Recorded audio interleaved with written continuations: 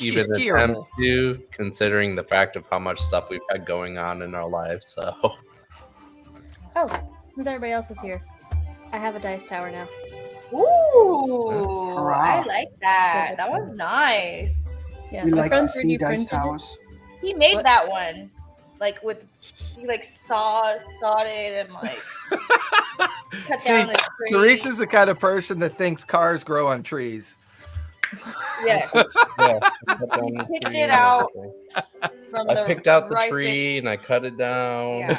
Yeah. Was the tree hit by lightning? Only once. I'm pretty sure a tree got hit behind my house during all the freaking tornado watches on Christmas night. That is a pretty cool part, not gonna lie. Magnetic. Also, terrifying, Brash? Terrifying? Yeah, we've had on and off. We keep I may have some even tomorrow for all I know, because we keep going. Really nice weather, thunderstorms and tornadoes. Really nice weather, thunderstorms and tornadoes again. So I think tomorrow is going to be another round of thunderstorms and tornadoes. It is about that season for you, Lynn. Yes. And then we get terrifying. That's one thing I don't miss about the Midwest. That's for sure. Tornadoes? Yeah, tornadoes. Ugh. Yeah, as opposed to our potential 10.0. I'll take earthquakes any day versus a tornado. Earthquakes are so fun. No, I'll take a tornado over an earthquake any day.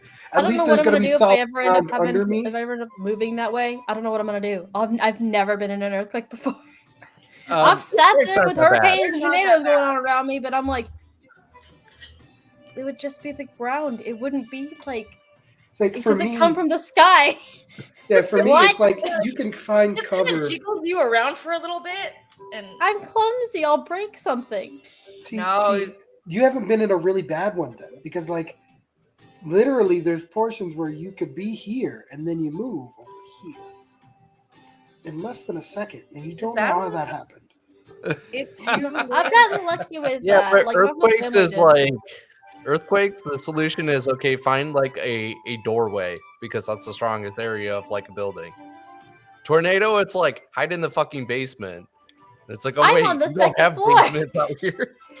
In an apartment, I'm in the corner. I've always wanted a basement. So I go hide in the wall over there. Yeah, exactly. I don't know. Basement and attics tend to get haunted really fast, so that's why I want to see some ghosts, man. That's true. Okay. Well, I mean, let's be honest.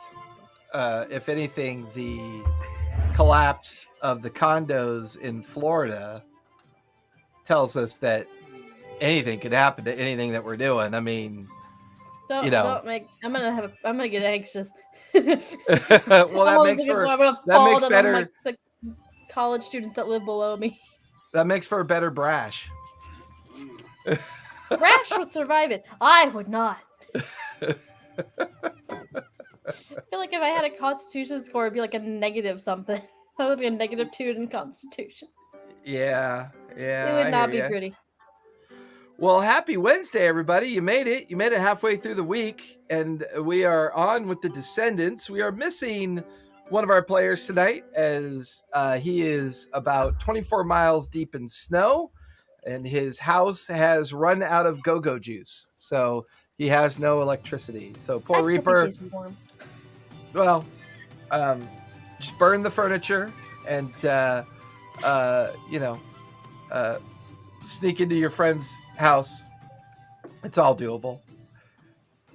Just make sure you have a neighbor, or set your. Well, no, I won't go that far. That's not fair. But we made it halfway through the week.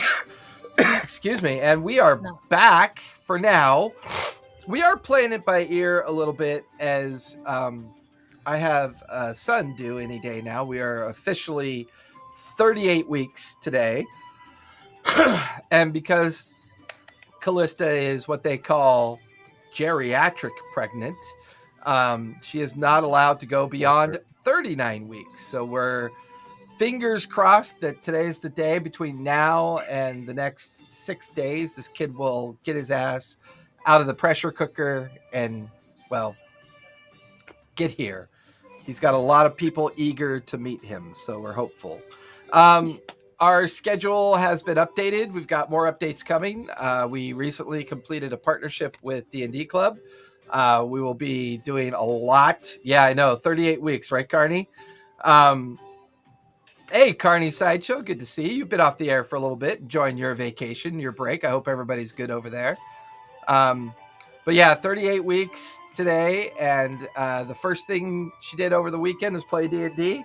The second thing she did on Monday was go into labor. And then they turned out to be false labor.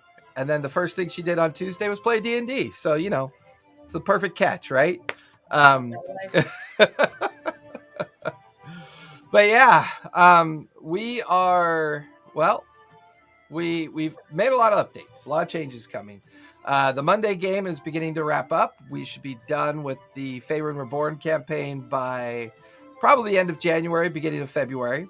And then we're going to start putting together our studio game, our Monday night studio game will be coming into existence. So hopefully for any of my locals, we do have 2 seats still open for that, and we'll start organizing that soon.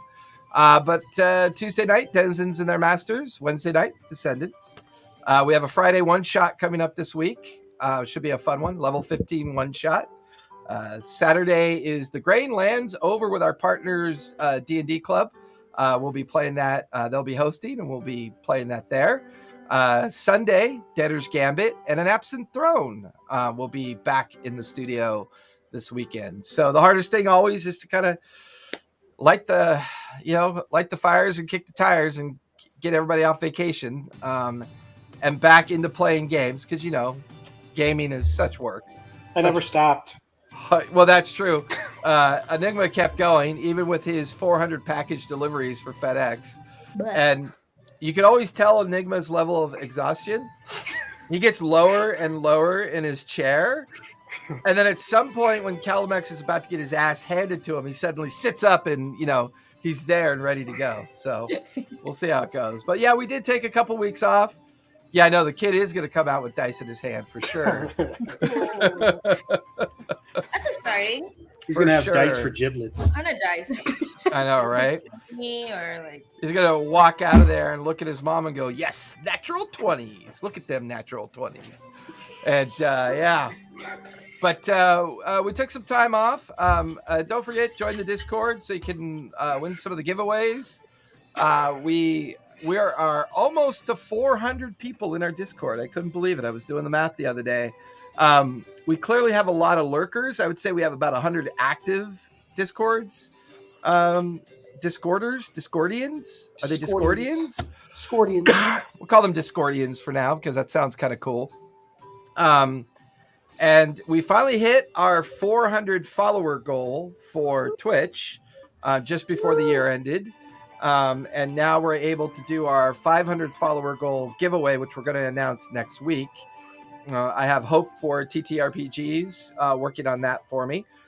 So we will get that information out as soon as we have something to give out. We also are almost up to 1,200 Twitter followers. So we'll be doing a new giveaway for our Twitterverse as well.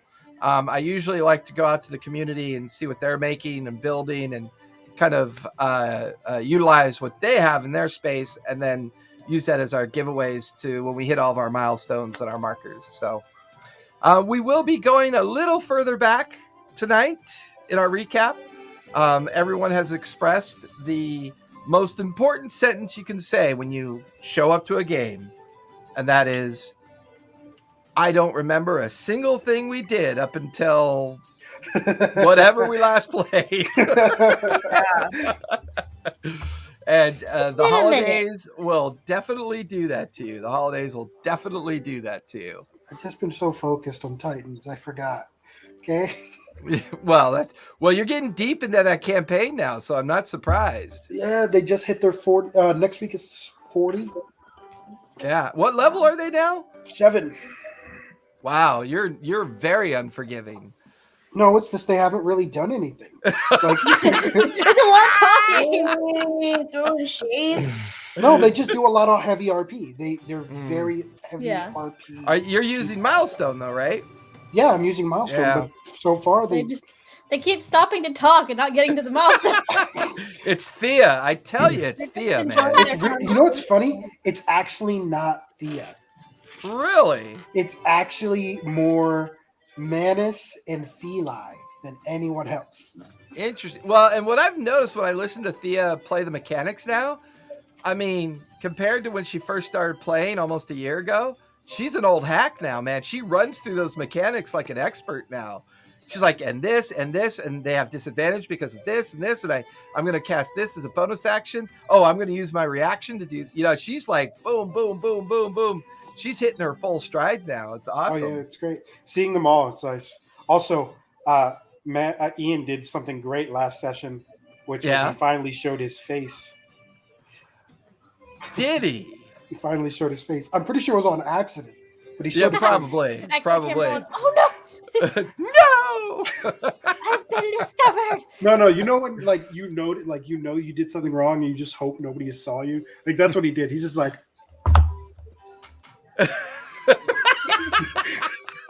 well, and he looks like he's 12. I mean, he looks young for his age. He definitely does look young. He looks very young. So no, honestly, I think he's pretty age appropriate for him. Well, but I mean, if I've already met him on a couple occasions when he used to play. Well, not a couple, a lot of occasions when he used to play at the brewery with us, and his his voice doesn't match the look. Like he's got that deep kind of narrated voice. Jason, I was wondering if I could ask you a question really quick. And then you look at him and you go, who's talking? Because it ain't you, buddy. he definitely does not have the face to match his voice, but you know what? I appreciate him all the way. Heck yeah. So before we get started, though, I kind of want to remind everybody what the Descendants are all about, because it's the start of a new year and kind of want to get us refocused. I wish Reaper was here for this, but he's not, but that's okay. The Descendants came about because I was tooling around with the idea of... Uh-oh, who did we lose? Calamex? Mm-hmm. Yeah. That's weird. Oh, And he's back. Nope. What? The void is back. The void is back. He was dripping eaten by the void. Oh yeah, he was. And now The it's come to reason- the rest of us. Oh no! The reason I wanted to dabble in... oh my God, is that him making that noise? It's his puppy. He probably... He escaped from the void. How'd you do it? I think he's getting in trouble. That's why. The reason why I put this game together was I wanted to experiment with some new mechanics. I wanted to take some different kind of rules and mesh them together and build a theme around the idea. What if the D&D universe and the 1920s universe came together somehow, and we could throw in some Cthulhu madness, and we can throw in some Cortex development, and but I still like to use the 5e core rules. The difficulty check system, I think, is a good system. But I wanted to introduce some nuanced themes and to create a space to kind of practice things. And one of these things that I'm trying to lead up to is I eventually want a live studio game that's going to be when the players literally build a character from scratch, and they're able to build whatever they want. And this was my first experiment at that. We still kind of used character creation with some guidelines and some other details as well. And the idea of the Descendants was the world of Terra, where Faerun resides, as well as some of the other major Forgotten Realms continents, perished. It came to its conclusion. And it was a long, drawn-out kind of conclusion, and great masses of the population of Terra managed to use a gateway that was created by, to this day, still unknown, but I know, but I don't necessarily want to give it away because these fine folks kind of have to figure it out. And this gateway allowed, over a long period of time, over a course of 10 years, from the year 1917 to the year 1927, the immigration of all the lineages, the surviving lineages from Terra. And it's all about how over that 10-year period of time, how they integrated into Terran society, We refer to Earth not as Earth, but we refer to it as Terran. What are you doing, Enigma?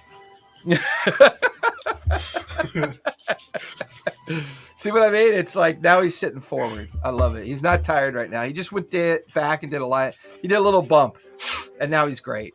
I was gonna say like he's laughing with his eyes, so I'm a little worried. The dogs needed to eat. Yeah, I heard this. I heard their nails clawing at the floor when they got excited.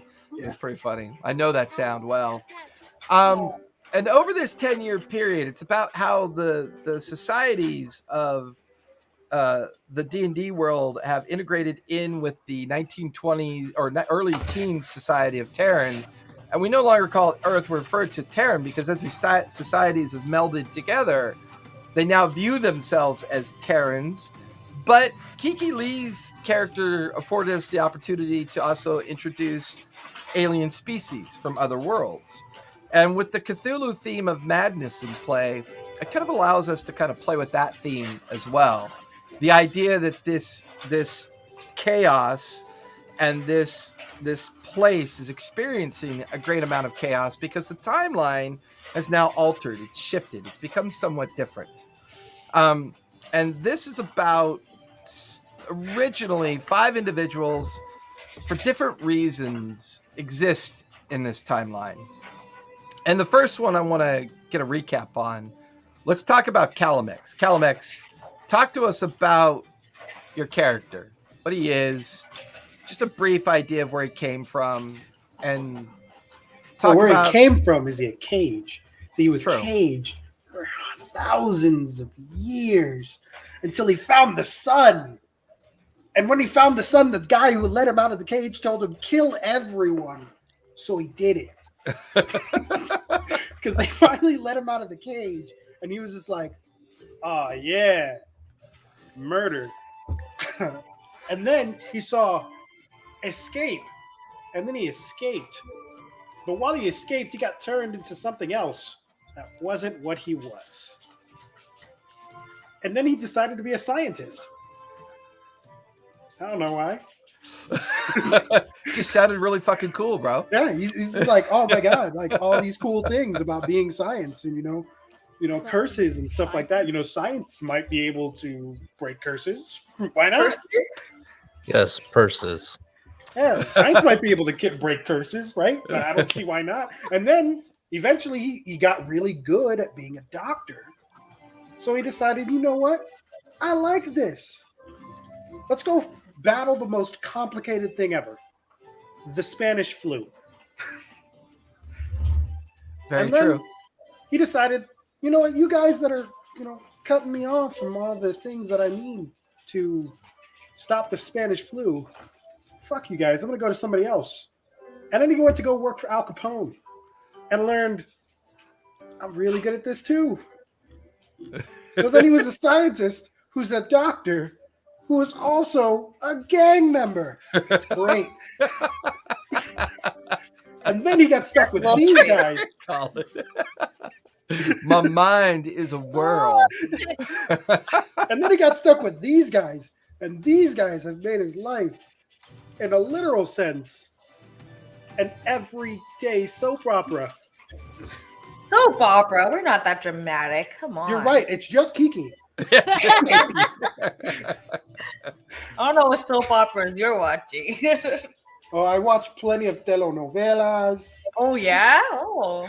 Oh, yeah. I really like the words that they use. They don't make sense for the situation, but yes. Because they just remind me of everything that Kiki Lee is not. And that is human. And with that, Kiki Lee, that's a great introduction for you. Talk to us about Kiki Lee's journey and what makes Kiki Lee so unique. So Kiki Lee, like you said before, she's not from Earth. She is from a distant galaxy, very, very unknown to Earthlings and anyone else. There's no direct translation, but if you were to put it into as close as sounds as you can, it would be planet Mbop. And Bob. she was literally just sent there to study. So basically, she's there. Time is a different type of construct to her. She, in the beginning, didn't really understand the depths and complexities of human life and death, and just being here, trying to. I think she kind of gave up trying to blend in a little bit, but she made it work because she first landed in New York and there were a whole bunch of rich assholes who became her friends.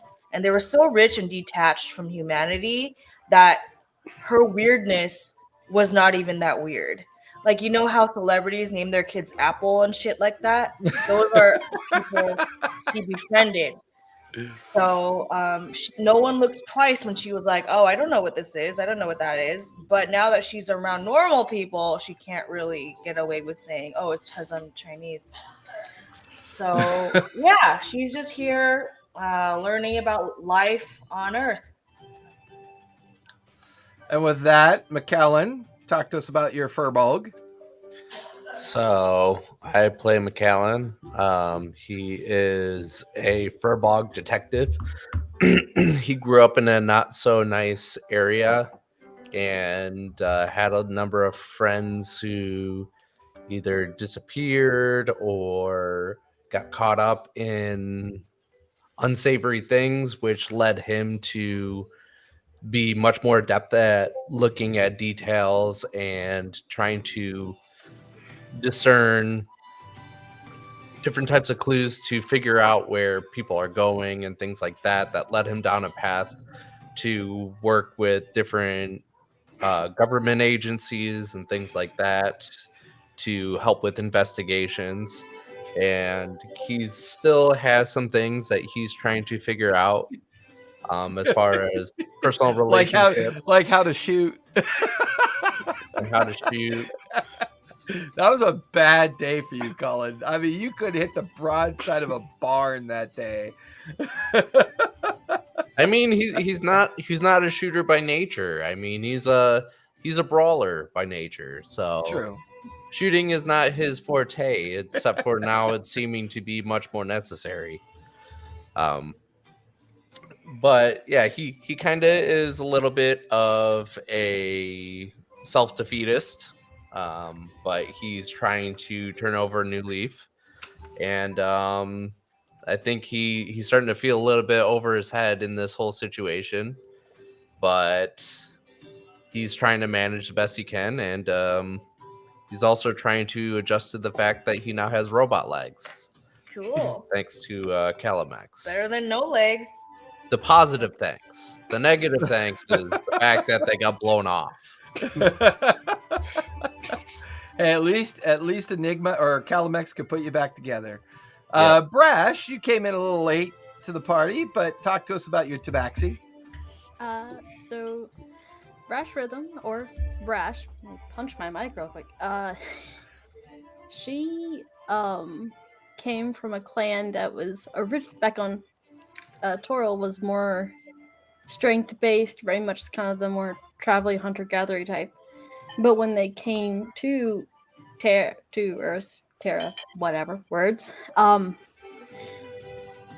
clan started shifting more towards assimilating in a way, and so her strength kind of became less important.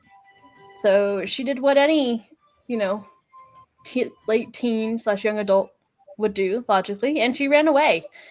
And has been the most legal form of a murder hobo she could be, hopping on trains and cars and whatever else is here in the time. Just hopping across the country for the past, I'd say, a couple of years, just making her way. And one day she hopped off a train, went to go and get in a brawl, and then was almost blown up by a dragon. When these guys came to rescue. Not that dragon. Different Not dragon. that dragon. Different dragon. A dragon that had been rigged with armaments and the ability to fly and drop bombs. So yeah, one of those dragons. Yeah, those Scary guys, bomb sure. dragon. And the Descendants. Oh, sorry. Go ahead. I was just gonna say, she's just been tagging along, being about as much of a nuisance as she could possibly be. Although she's pretty good on the heavy machine gun. She just doesn't like it for some reason. She kicks it and it goes off, and it goes off perfectly every time. She doesn't know how it's working. She likes to spin it around though, like a top. Eventually, she's just gonna like kid on a on a park ride, just across the wall. Something's gonna come back up. I'm waiting for the day. So the Descendants part of this theme and campaign, the campaign itself is based on the idea that an organization for many centuries, possibly even millennia or more, has been guided or organized in such a way that certain memories of certain descendants over time have been gathered out or have been gathered up and offered out to those that seem to have special talents or special skills. Things that the council that's known as the Unity Council has used for generations to keep the world of chaos at bay. This group has been asked to solve a particular problem that started the adventure. President Cleveland is about to be assassinated. And they're about to be assassinated by what they call the newcomers, those that come from the land of Terra. And the hope is that the Unity Council can prevent this from happening through these agents of cause. And they have been given access to different networks, different organizations, and each one of them have acquired a descendant. A period of time that this descendant existed and is able to actually interact with them in a sentient way. McAllen has been paired with Sherlock Holmes. Calamex has been paired with Nostradamus, a young version of Nostradamus. Kiki Lee has been paired with Jesus. No, not Jesus. Ragnar! Ragnar. Whoa. Been That'd paired be way with- too much. I don't think I can handle that. Been paired with Ragnar. And Brash has been paired with Sitting Bull or Geronimo. Been paired with Geronimo because she came in later when they stayed with the indigenous tribes of the Mesa. It turned out that Agent Brown was part of that organization and was able to reach out to the chieftain leader, the leader of the tribe, and one of the descendants that have guided this tribe for forever. Although their timeline goes back even further, but there's more to that. These descendants, on occasion, are asked questions or brought into the conversation, but they are now joined to each of these individuals. Reaper, who is not here tonight, plays an elf. What's his elf's name again? Anybody remember? Memorous. M. He goes by M, but his full name is Memorous. He is actually a elf that relies its entire magic arcane ability through either gathering memories or utilizing his own memories to utilize his arcane components and his arcane ability as well. And his descendant is Sitting Bull. And with these paired personalities and with their descendants, this team is attempting to not only stop the assassination of President Cleveland, but is also finding itself getting ever deeper into a rabbit hole of things going on. And where we last left off, they had abandoned the city that they stopped over in, or the small town that they stopped over in. And this town, Hayward, was a breathing point, an opportunity to refit, get the airship some repair and some needed refit. Unfortunately, they had run into an organization often known as the Order of Purity. And the Order of Purity is a Terran-run organization that believes that the newcomers come from a place of chaos and evil and do their best to purge them whenever they come across them. However, the team managed to escape Hayward during a very heavy thunderstorm, and they made their way towards the Vera Flats. I feel like there's like a big thing that you just missed there. You know, Well, we escaped. How did Yeah. we? How did we escape? How did So, we? Jason? Calamex, for the second time, found himself triggered through desperation and through a kind of deep-seated anger towards these things that were trying to stop them, that his true form came out for a second time. And the ancient dragon form that Calamex maintains was revealed. And the memory of his imprisonment internalized the Calamex as an emotion that prompted this outrage. This outrage causing mass destruction to all those forces bared against you, and allowed the airship and the team to successfully escape towards the Vera Flats. During this time, they took an opportunity to learn more about a location called Suttonville. And then once at the Vera Flats, Agent Brown was there waiting for the team. And there was concern that Black Box and White Box network were compromised.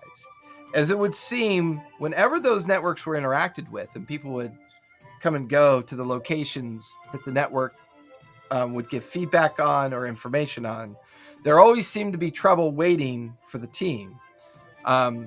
This would be when they dealt with Slackjaw and they were nearly assassinated there. The gateway that was closed and its closure nearly destroying the team as well. It seems every turn of every major point that they need to interact with, something is always lingering nearby to try to stop them.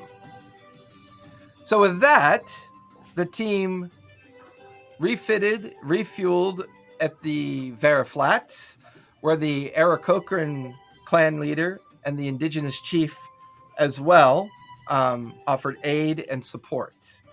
The team began to hatch a plan on how to get back into Suttonville, or how to find its way into Suttonville. But there was some concern, as whatever effect Suttonville is under, there was this feeling that it wasn't quite what it appeared to be. Calamex had scryed on it and had, in graphic detail, described something that when the team finally arrived to Suttonville, it definitely was not what was expected. The team also gained some new assistants on the airship, specialists, so to speak. Our engineers. A complete group of gnomes that were assigned by Miss Agent Brown. And there was George, Fidget, Widget, Snucket, Jillian, and Winston. All of who have certain specialties and functions that now can support the team as they travel to try to figure out. We are now less than 48 hours away from the attempted assassination that is supposed to happen at the hunting lodge in New Mexico, near the outskirts of Albuquerque. The team is still trying to figure out what's going on. When they arrived at Suttonville, they managed to make their way through the glitchy defense system of what could only be described as a spaceship, as it was noticeable to Kiki Lee. The team disarmed the defensive mechanism of the ship, made their way into the interior of the ship, and found themselves deep into the bowels of a containment unit that had precisely 48 containment pods. Each pod bearing human forms, 24 female and 24 male. It was Calamex's decision to flip the switch. That's fucking right. Yes, you press the button. As Press the button. I was just like, wait, I knew something bad happened. That's all I remember. as the team gathered all together in this area, standing around examining these containment pods, it was at this point that Kiki Lee recognized the manufacturer of the ship and the potential species of its inhabitants, as she knows them to be members of the Orion Empire, and a smallish empire of a handful of planets that was absorbed by Kiki's union, the group that she belongs to. And her own personal knowledge comes from the network that taps into her brain directly. And it was at this point, as you were in the process of downloading the history of the Orion Empire, Calamex decided to flip the switch. All 48 containment units come to life. The room lights up. Each individual containment unit begins to hiss as each of the seals begin to break.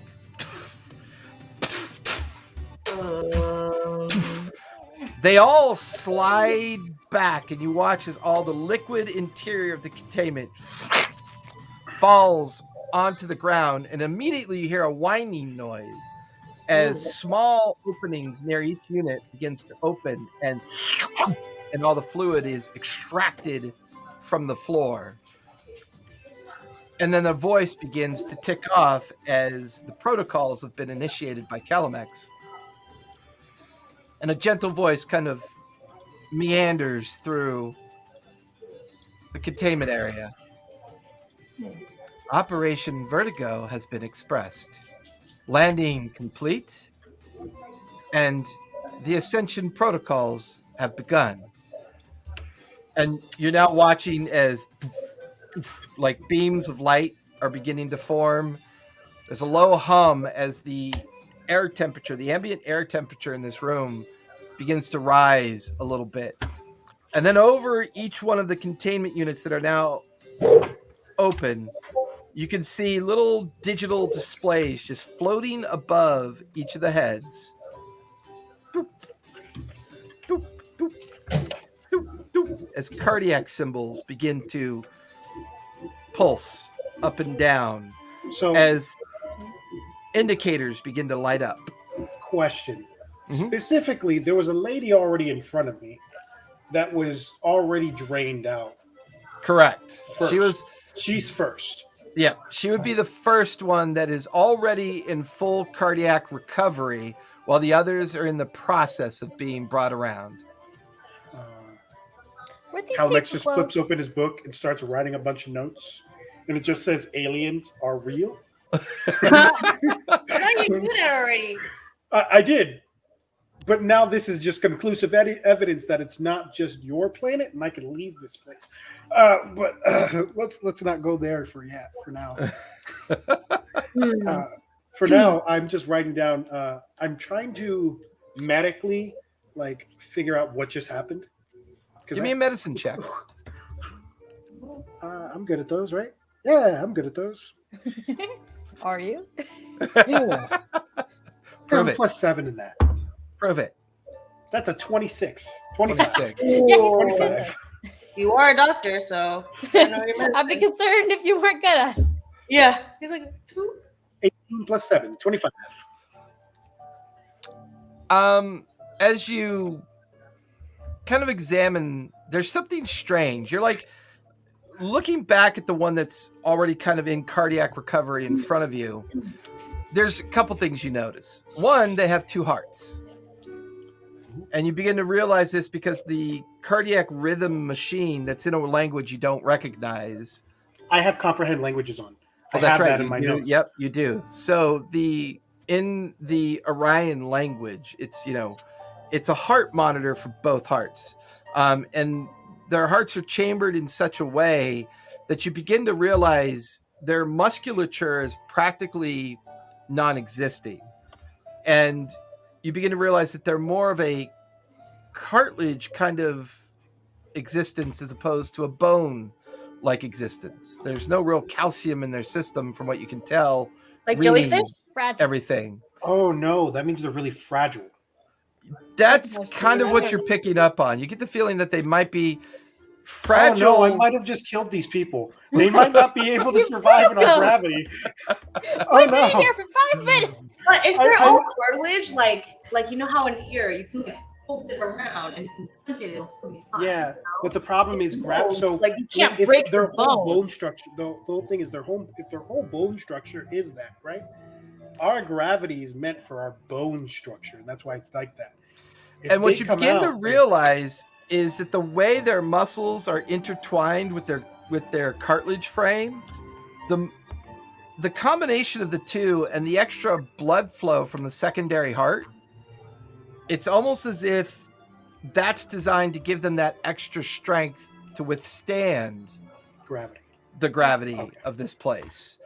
But it's at that moment, as that dawns on you, all of you begin to feel a little bit lighter as your feet begin to lift off the surface of the chamber that you're in, as the anti-gravity system has kicked in as part of the recovery protocol. Got it. All of you are now floating. You can see Memoris kind of holding on to a nearby side panel, looking at all of you going, well, this is certainly interesting. Can I just go access that computer again? Give it a go, sure. I just want to diagnostic. I Give me look for a inve- button yeah. that says diagnostic. Yeah, give me an investigation check. See if you can find something. I'm just gonna keep floating to the ceiling. Yeah, you're like, eventually the gravity evens out, so you never really get higher than about 2 feet off the floor. It's almost like adjusting for the Aw. gravitational force of the planet. Okay. Okay, Gonna get so excited for like half a second, and then when she realizes she's not going any higher, she just, oh. so I have a 20, but I would also like to roll my last hero dice, Go for it.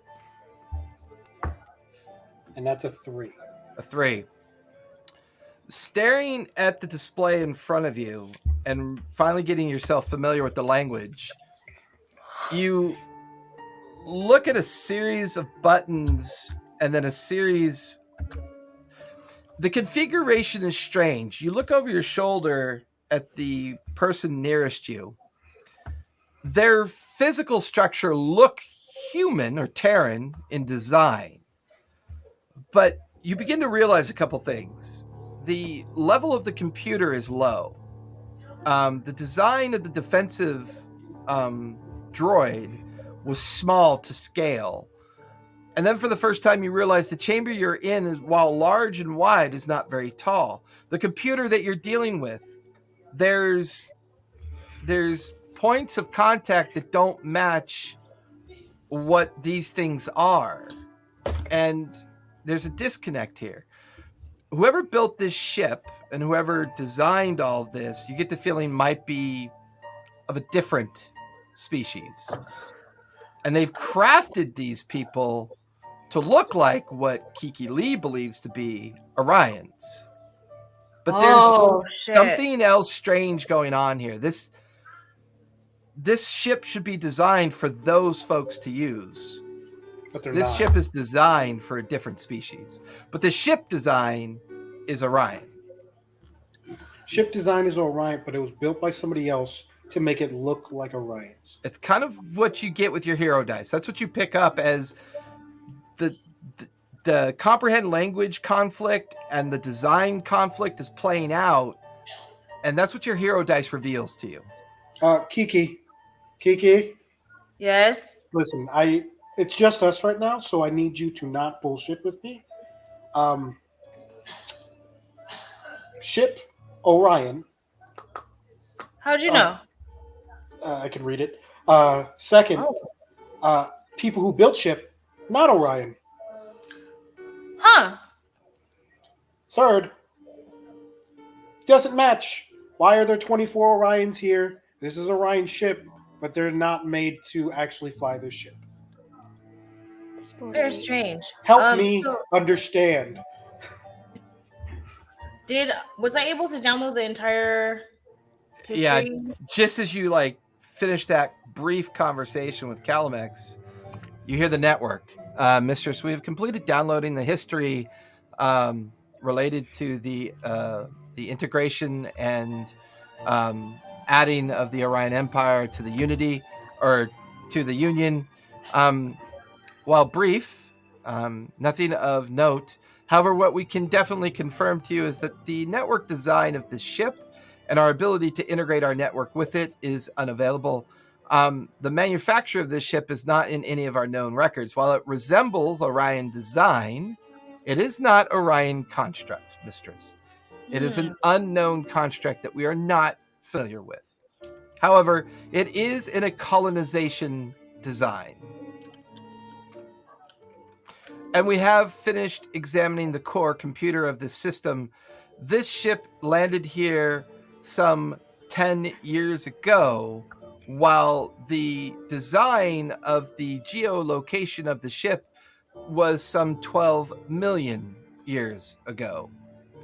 We have concluded that this ship landed approximately at the same time that the planar gates and collision of the gates with the world known as Terra, where the others are from.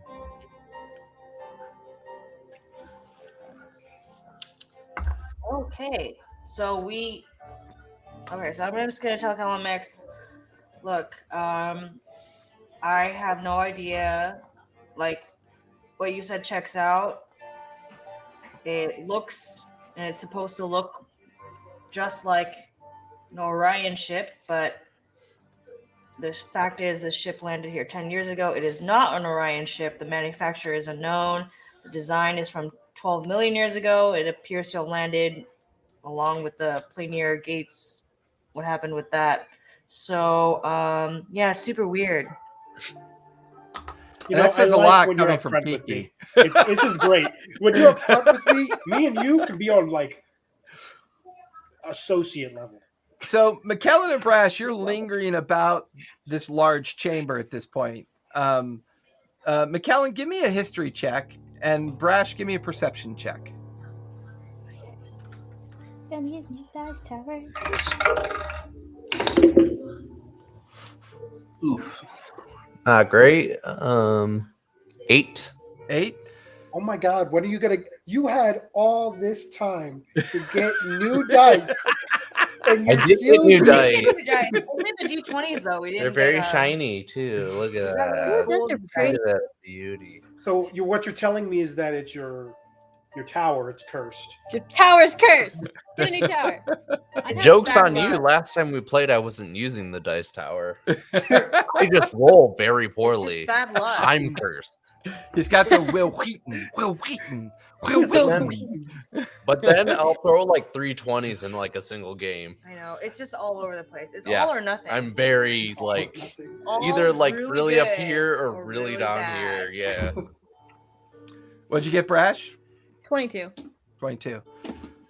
Brash, the first thing you notice is that now that all these pods have come to light and they're active, you could see small metallic things begin to come out of hidden spaces, and they're cleaning surfaces. They've got lights on them as they move about the space, cleaning up areas. And every now and then you watch as a small metal box goes over to one containment unit and a wire comes out and plugs into it. And you watch as the last bit of the residue of the liquid kind of gets absorbed into the unit. And you get the idea that these things are here for some kind of maintenance purpose. McKellen, taking all this in, there is an old dossier that you remember coming across your desk about Suttonville about 10 years ago when you used to work for the FBI. Oh my God. Or at least the nexus of what was going to become the FBI in the future. Guys, the ship has janitor robots. What? Point to the nearby robots Yeah, that are suddenly cleaning you hear something click on your foot. Calamex, you look down. There's a small metal box just kind of floating near the containment unit. It's got wires plugged into it, and it seems to be doing something. It's a I robot. pick up the box that's on my foot. Oh no, you'll have to calibrate it. I just look at it. You're confused. It's making like a whirring sound. You can see lights lighting up. You can hear the tube that was connected kind of disconnect, and now it's trying to like get out of your grip and move on to the next one. I let it Is it go. cute or no? As you let it go, it kind of floats down to the surface of the floor and begins to whir over towards the next containment tube. You guys all hear a chime as the voice returns back to the chamber. Second series protocol phase 4, now operative. Examining and downloading nearby flora, fauna, and local history of the area.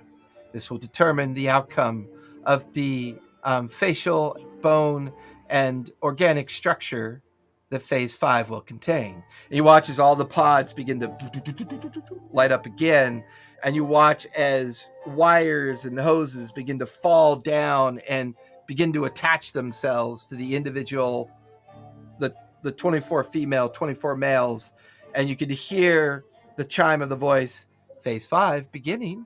It appears that this culture is in a early post industrial phase, accounting for features and development. And you're watching phase, and then it just says phase 5 engage, and you watch as the hoses and wires begin to gyrate a bit, and you're watching the person next to you. You watch as the person next to you begins to look like a 1920s typical Terran, almost to the point that they could just step out of here carrying a briefcase. That's like me. And then others beginning to transform and shape and look like What the heck? 1920s representations of individuals. Phase 5 now complete. Phase 6, establish memory patterns and cortex integration. Engage. And you watch as these wires drop and slam into the back of the heads of each of the individuals, and now a steady pulsing light as some kind of energy is being driven into each one of these individuals. Yeah, I go into my bag. I just put it down and I go into it, and I take out the one thing I normally don't take out at all, and I take out the current rendition of a camera. Okay. And this current rendition of a camera that you have is slightly modified with some of the gnome tech that you've inherited through your relationship with the Unity. And during some of your downtime, you made some augmentations and some tweaks to it. You pull it out and it unfolds. It makes a clicking noise as you unfold it.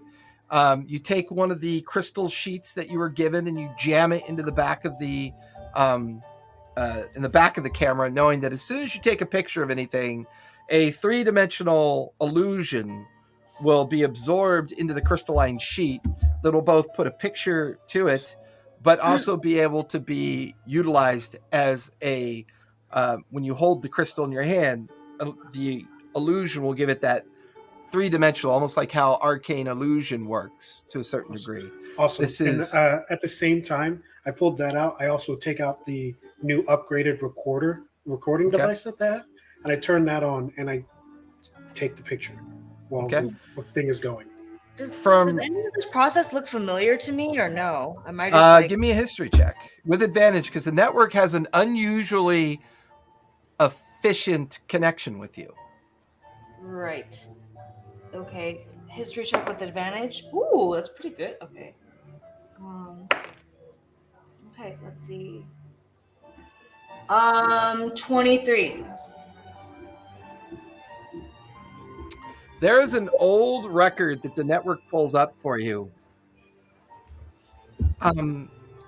Mistress, there is some recordings of a species that lived some 500 million years ago that used what we call seeding protocols, where they would Protocols? seeding, SEEDING, and these protocols were utilized as a way to maintain their genome within the structure of the species that they were. However, they use local genomes to augment and change their physicality to match to whatever planet that they would administer themselves into. However, we've never seen it done in this fashion before, where they already take on the look and appearance of something else, and then once again use their seeding protocol even after they've already obviously become Orions. This is not something that we've tracked before, although there are some patterns that we see here. So we do know that this was a species from 5 million years ago. We don't know anything else about this species. Could we look into it a bit more? Maybe search match, cross match into other species that we know that are close to this. Protocol request received, Mistress. We'll begin to work on this as quickly as possible. And as you feel that connection kind of increase and the amount of bandwidth and the ability for the network to respond and move so quickly, it's kind of tapped into this space. All of you then hear the voice come in. Phase 6 complete. Beginning of final phase, disbursement protocol. As all the tubes, wires, and everything retract, all of the chambers reseal. And you watch as 48 holes begin to open in the surface of the ceiling of the ship. Oh shit. Here's what I'm going to do. I'm going to get on that computer. I want to find their trajectory. I want to find where they're being shot at. Okay, give me investigation. Shooting humans. Yeah, it's a good. They're about to try to integrate with humans, our society. Brash, somehow. from your position, you can see small flames beginning to appear underneath each one of these pods.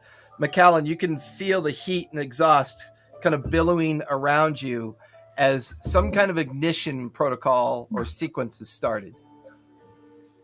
I just had a really terrible idea. You said investigation, correct? Correct. 26. 26. Best you could tell, their plan is to be dispersed. Washington, D.C., Houston, L.A., Chicago, Big cities. and the final city being San Francisco. That's just in America, though. Or is it just all through? All of them are trajectoried for that disbursement level just here. So all major cities in America. For the most part, yeah. Yeah, it sounds like it. And New York. I forgot to mention New York as well. And with that, you all hear the chamber dim slightly, begins to fill with smoke and exhaust as one by one, each of these containment units that are now resealed, you see launches, and then another one. The chamber begins to fill with heat and smoke. You guys are coughing and choking and kind of rubbing everything out of your eyes. And as the last containment unit disappears, final protocol, purge initiation triggered, as you begin to hear a countdown in the language of Orion. For those of you that don't speak it, you hear a strange clang, tong, oing, ong. I forgot For that I'm not Calamex understanding and any of this. Kiki, you hear 15, 14, Shit. 13. I'd like to use escape rope. This sounds ominous. Yeah, I don't. Grash is just kind of standing there. What y'all do? What happened? They're What? counting down. I think they're gonna explode. Members is like, that sounds like a timer, guys. There's Yeah. literally watch- nothing I have to get us out of here. You watch as the gravity fails and goes back to normal as all of you touch the ground. You watch as Memoris kind of brings his palms together and twists. Can we and jump out? And you watch as this tear is in front of him, and he grabs Brash by the elbow, and the two of you dip into a portal. And then Brash as you dip yells, through he's the like, portal, as you make your way to the outside of the ship, he lets you down and he goes, 1 second. And he does it again and again as he expends all of his abilities to do this. Each one of you he grabs within seconds.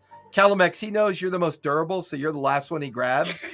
And You're dragging since, me since by. it's going to be like a little bit, Calamix is going to try to download as much data as he can because he doesn't like. I don't know what's going on. He's just clicks buttons to get as much information as he can. yeah, and at this point, Kiki, you're pulled out. Calamex, as you're doing this, you feel Memers's hand grab onto your arm, and he's about to pull you into the portal to get you out of there.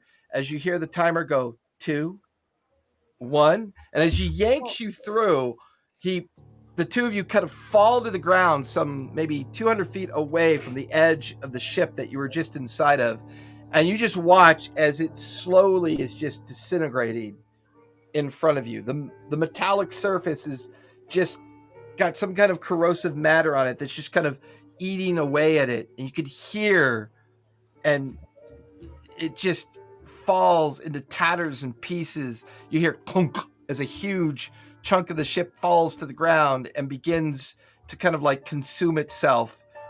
And as it does, the entirety of the ship just sits there in a pile of just slag, this melted slag. And you watch as it falls through the ground. And now you're watching as cracks are beginning to chase away from where the ship has gone through the ground. And it just stops maybe 10 feet shy of where all of you are kind of sitting there. The airship behind you, about maybe 300-400 feet behind you, there's this now massive hole where the ship has just been consumed, self-consumed, and fallen into at this point. I take the gem out of my vest and I cast sending to Miss Brown. Brash takes the arm that she's been clutching like this. She takes the hand and makes it go. The ship, as soon as she realizes what's happening, she's just like. In fact, that arm is the only surviving relic of where you've just been.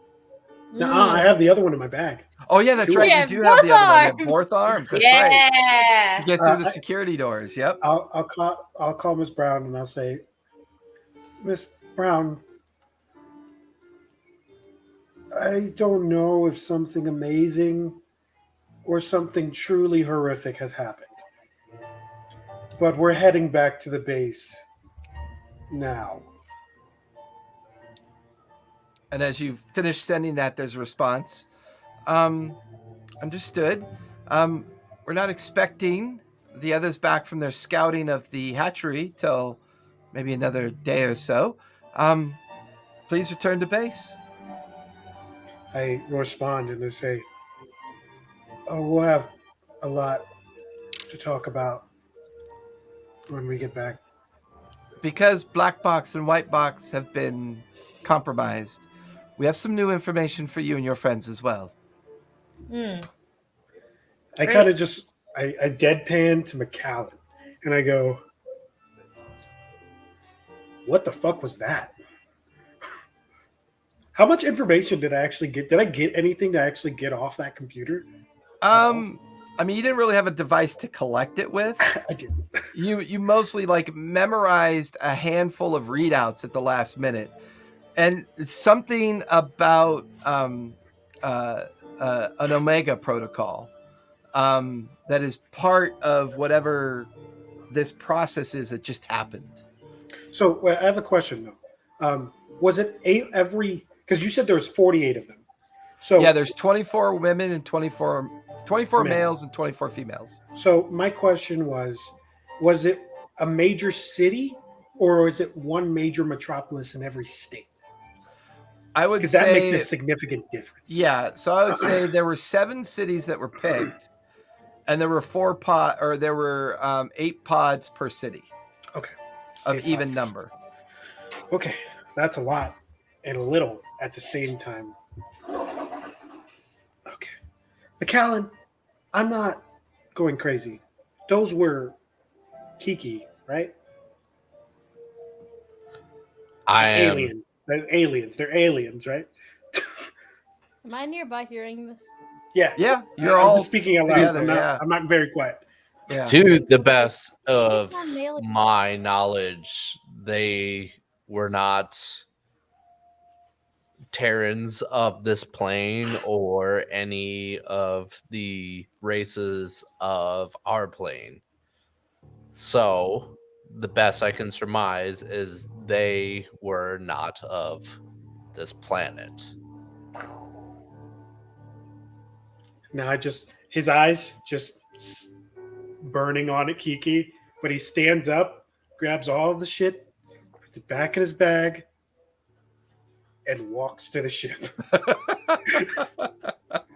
Memoris is already like right on your tail and just shaking his head in disbelief. I think I've seen some insane things. Today made me realize that I am way younger than what I believed I am. Yes. So one by one, you guys all gather back at the airship. Wait! Where's Jillian? Where's Jillian? She was studying the flora around here. She's out there with Oh, you. yeah. Memoris would have grabbed her as well. Okay, good. I was like, wait, that's we bad. left gnomes out there. Yeah, I would say there's gnomes that we brought down that Yeah. were helping us. They So- all recovered. They Yay! Was it 2 or was it 1? There's two. Just one. There's Jillian. No, it was two. Jillian was and down Widget, here. I think. and Yeah, but they were Widget- both- Botanist. They were No, both no, on no. the exterior of the ship, so Okay, they would have responded to Memoris's reaction to get off the ship. So they would be nearby as well, walking briskly alongside all of you as you're making your way kind of back to the airship. That's right. Jillian's- Gilligan and Widget. Yeah, Jillian and Widget just kind of Gilligan. We just have a guy named Gilligan. Don't worry. they seem to be in a state of shock. They're surprised by what they just saw, for sure. Gilligan and Wicket. Yep. I give the other arm to Widget, and I say, I think you should study this. To be fair, boss, there's a lot here I could study. I mean, Well, here's an actual piece that was left behind. he grabs it from you. It's awfully light considering what it's made of, and I'll take a look at it, see what it does. Reverse engineer, tell me what you get. I would love to incorporate this into new. I don't have access for my biotechnology. entire engineering lab, but I'll do what I can on the ship. If you need any space, you let me know, and you have full access to my laboratory. Will do, boss. Kind of climbs up into the airship and heads back towards the storage area that they've been utilizing. You guys hear the whir of the propellers coming into oscillation and the engines heating up. Memoris doesn't even mutter a word. He just walks over to the pilot station, sits down, and just begins to go through the process of bringing everything in, up to power and getting everything going. Hey, Guild Superior, thank you for the raid. Much appreciated. We are doing the Descendants tonight. Cardman, how are you? Andy G3D, Brash. Techie Woman, North Shore DM. Hey, North Shore What? DM. Darth Perhaps it's like Surrealish. digital Every radar. time I see that Darth Surrealish, it reminds me of Darth Nihilus. I'm Darth Nihilus. You're It's normally very upset about most technology, and yet you have said nothing about anything we just saw. So it makes me question if I'm sane. Oh no, I was very uncomfortable the whole time. But I also had this, and she just holds the arm up and it just kind of flops. And you shot it, so I figured we were fine, and then you made it not fine. Don't do that. Don't push buttons. I learned that lesson. And then she kind of just hands you the arm. I pick up the arm and I say, Yes, I will not press the buttons anymore. I would say that you're all pretty Oh much. my in a bit god! of I a- just remember. We actually have his whole body. Do We you? have everything that's left of his body. Yeah, because we gave it to Widget, and Widget took it. Oh, that's right. That's right. You're gonna So, have to We yeah, have it this again. whole thing's full body, yeah. You have except the for the defensive. the yeah, you giant have hole the. that I put in it. But, Yeah, you know, you do. You have the Covered that up. defensive It's droid's okay. entire like metallurgy form. So yeah, absolutely. Are you gonna build an android? All of you begin No, to hear no. the whir of the engines of the airship begins to gradually lift off the ground. And as you look down, you can see where the area where the slag of the ship has fallen into that pit that came into existence. It's now kind of gradually falling in on itself.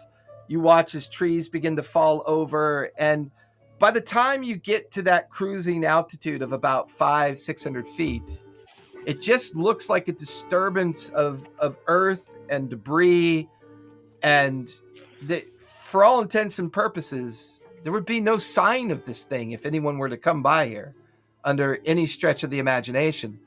I take a picture of However, that as well. yeah, and as you get to that point, Memoris goes, well, I'll be damned. And looking off to the right, you can see the ruined town of Suttonville that was partially hidden by the defensive imagery. Because now that that's gone and all that's dropped away, you can now actually see the town. And there's something going on there, but it's hard to tell from this height.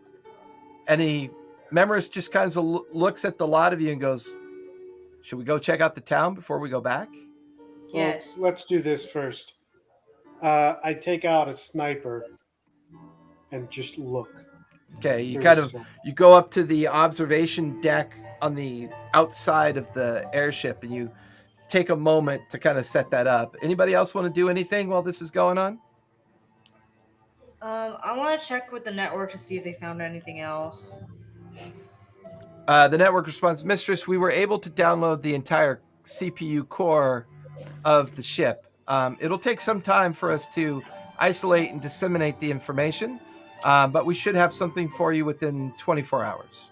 Okay, got it. It's thanks. approximately 2.5 trillion Terra flips of information. Ooh. All right.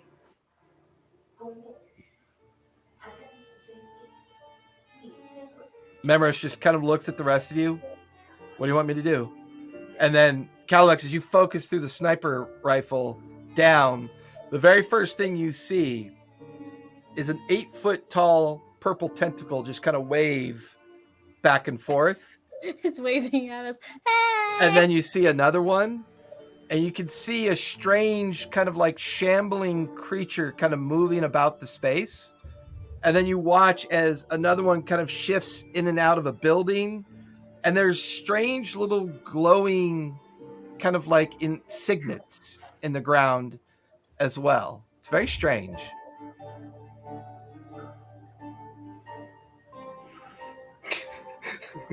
Members just yells out, so what are we doing, boss? What's the plan? So you remember how I said that Suttonville did have the alien things inside of it? Like the scary, spooky, like tentacle monsters. Mm-hmm. I see them. Smaller, but I see them. It's not the ship this time. You know if they're edible?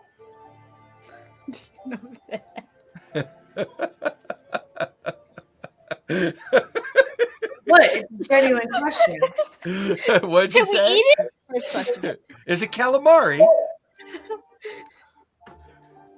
Tentacles are a delicacy, are they not? No. Kiki, remember the tentacles that we saw before that tried to murder people?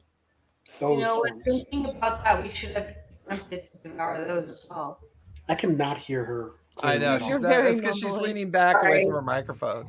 We should have tried to devour those as well. They could be full of protein or whatever. Kiki, I don't understand what just happened and the change between you being logical to you being just out there. I don't think He this makes is a good out point. there, Calamex. I do think Because with you alone, she's like very like, all right, here's the deal. But with everybody else, she's like, well, I'm a very bougie, like Yeah, that's true. Only with me, she's socialite. straight. So I'm She's just still like, trying to sell it. She's still trying to sell it with the rest of no, us. I'm That's true. genuinely curious whether we can eat this or not. Because I'm honestly not sure. Memories want to bring us into a good observational range. Sure. All of you feel the airship begin to lean slightly in the direction of Suttonville. He tilts it down slightly to get at a safe kind of distance above the remains of the town. And one by one, all of you kind of peer out the sides, either through viewports. You can even hear all the gnomes kind of skittering up to the edges of the walls to look out their viewports. And I thought you were saying in the very sliding. at the very like center of the town, you can see like where it's collapsed in on itself, and there's these shambling mounds in the middle of it, and these tentacles are kind of all over the place within the town itself, either coming up and out of buildings, coming up and out of the ground. As you watch these shambling creatures, just they seem to be made of rot and vegetation, and they're weird constructs. And there's very much magical arcane insignias like burnt into areas within the town itself. And you get the feeling that it might have just been circumstance, that whatever that thing was just for the last 10 years has been hiding the actual condition of Suttonville as well. And it's confusing because Suttonville has its own history. So where's it been? What has been going on? Why does it look this way now? Or did it look like something before? It's as Memorist brings the airship in and he's kind of swinging at a low kind of 360-degree angle to give you a full view. It's strange. It's very strange.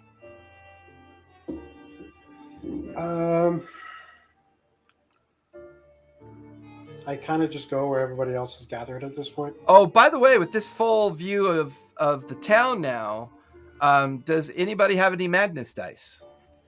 Not anymore. Uh, No, we used those last session. I remember that. Yeah. A lot of us did. I have a hero dice too. Tried to eat. So you do have a hero dice. Yeah, and I do have 4d4 madness. yeah, I also have 4d4 madness. So whoever has madness dice, I need you to roll at least one of those. Oh, great. I can't 3. remember if Memoris has any or I not. got a 3 as I well. think he does. Don't we all? I think he and I both had to use ours last time. I think you're right. I think he had them and he used them, if I recall, because it was He all used left ours over one from right the after madness. Yeah, because it was from the madness of the previous town that you were in when you guys were rescued by the team. So, McCallum, what'd you get on your madness dice? 3. 3. So the Me two as of you well. can discard those 2 dice because you've used them. At this point, the two of you get a psychic revelation that unfortunately comes crashing into your psyche. For you, Kiki, it's a little bit of a different kind of interpretation, as the way you're wired and the way you interdispose yourself with the network. The network partially takes some of the psychic disbursement of energy and the rest you take. McCallan, unfortunately, the full psychic display here in front of you, there's an image in your mind that while everyone else is seeing this image, the two of you experience what you could only determine as the origin image, the beginning image of Suttonville. And these things begin to erupt out of the ground, and you watch as they grab people off the streets, and you watch as somebody riding on horseback is just completely consumed by one of the tentacles. Meanwhile, as all these tentacles are doing this, there are 3 robed individuals walking towards the center of town. The one in the middle is carrying a book. The robed individuals are cloaked The one on the right and left are in green, and the one in the center is cloaked in like a velvety purple. And on the back of their cloak is the image of a beast, kind of flailed out on the back of its cloak. It's got this book that's open as it walks towards the center of town, and these tentacles are eviscerating and pulling people apart and consuming them en masse. Each one of these robed figures is drawing these signets in the ground. But since this is a chaos revelation, Kiki, you take 28 points of psychic damage, and McAllen, you take 28 points of Oh, I psychic can't damage. take psychic damage. No, because of your wiring. That's right, because of the way you were put back Yeah, it together. says I'm immune to psychic damage. Oh, that's right. You're immune because of the work. So that's when the network intercedes and absorbs the entire psychic energy that you were experiencing, but at the same time begins to record what you're experiencing. And as the two of you watch these three individuals make it to the center of town, they place the book on the ground. And as the ground in front of them begins to open up to match the crater that you can physically see now, you watch as this huge beast comes crawling out of the center. And as it comes out, it's maybe 30 feet in height and maybe 12 feet around. Its huge, massive arms are laden with fur, these huge, like porcine teeth, and these long ears coming out the side of its head. It lifts itself out of the crater, and as it looks down at the three robed figures, they begin a chant of sorts. And it's at that moment, the two of you find yourself back staring down at what everybody else is looking at. But whatever that revelation was, it occurred here. And it's almost as if you picked up the psychic remnants of something that occurred here. Something was released here. Well, that was weird. What? So I saw Brash is like furry head. What? What was weird? She's like, I was in this weird trance, and I saw these three robed figures, and there's a beast on the back of their robes, and they're chanting, and then this huge beast comes out, and McAllen, you'd be familiar with these guys. Give me a history check after you saw that image of the beast on their back. As Kiki describes that to you, Brash, I need you to give me a history check as well. I would like to take a picture of Suttonville so no one can say I was not of the right state of mind. You rip out the crystalline palette that you had in before, you jam in another one, you kind of lean over and begin to take a series of illusionary pictures of the Suttonville complex. Brash, what'd you get? 8. 8? And -2 to history. The description of the beast on the back of one of them sounds familiar to you, but you don't quite recall where you've seen it before. McAllen, what'd you get? So different dice, same result. Also an 8. An 8. Once again, the description of that beast reminds you of a sacrifice scene that your team from about 9 years ago had investigated. But other than that, your memory is kind of fleeting. You don't quite remember the rest of the detail. Oh, this one was from like 9 years ago? That would be why. She was like 10. Well, no, that would be McAllen's interpretation. Yours, while you were traveling on the train system, the freight car system, you remember seeing an image that matched what Kiki described, painted on the interior of one of the freight cars. Just kind of, do we want to do anything about it? I look at you and I go, do you want to get on that gun and shoot at it? There's half the big. Bash is like, I almost threw up last time. Do I have to? Members just leans out of the pilot seat. So what are we doing, boss? Home or we're staying? No. Let's go home. I agree. And you hear Memoris just slam the aileron pedal to shift it away from the town as you guys just watch it kind of diminish in the background as the airship just picks up a little bit of speed, a little bit of height, and the hour-long journey back to Vera Mesa, short-lived.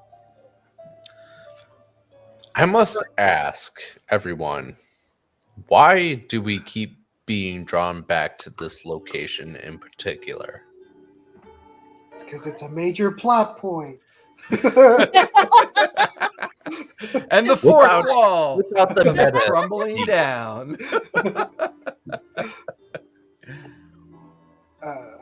Why this place in particular? What does this have to do with our investigation? I still have no idea what's going on. I'm just here. I just tap Brash on his shoulder and go, "It's okay." Well, She makes friend, that face. if you haven't had this explained to you yet, we're supposed to be preventing an assassination of a very important political figure. Here? Our Ready to say investigation we're back at brought us- Suttonville. Yeah. I think it may be too late.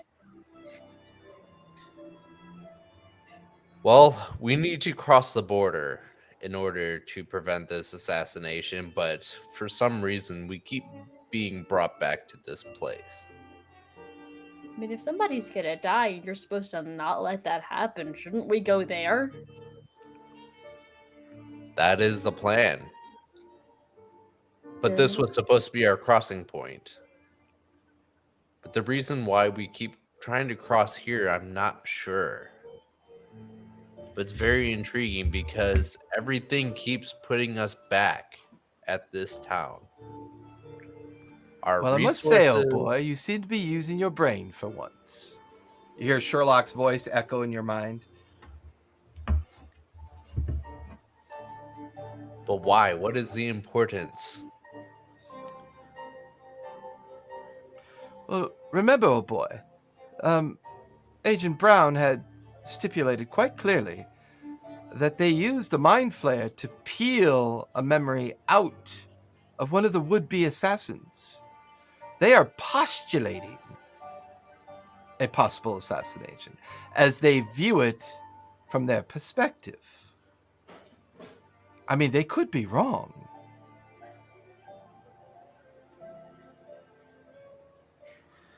This is a fair point. I mean, after all, you did get run through the simulation, did you not? And the simulation began before you even got there.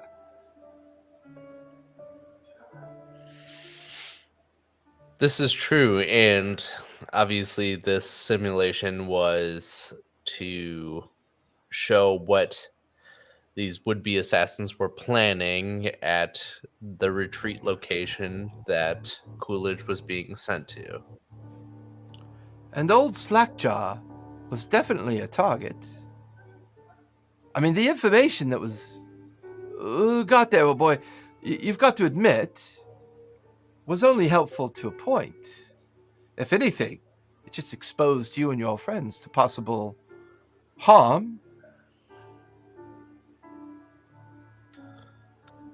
It feels a bit like we're already in the rabbit hole, ever since that gate was destroyed and you and your friends nearly died.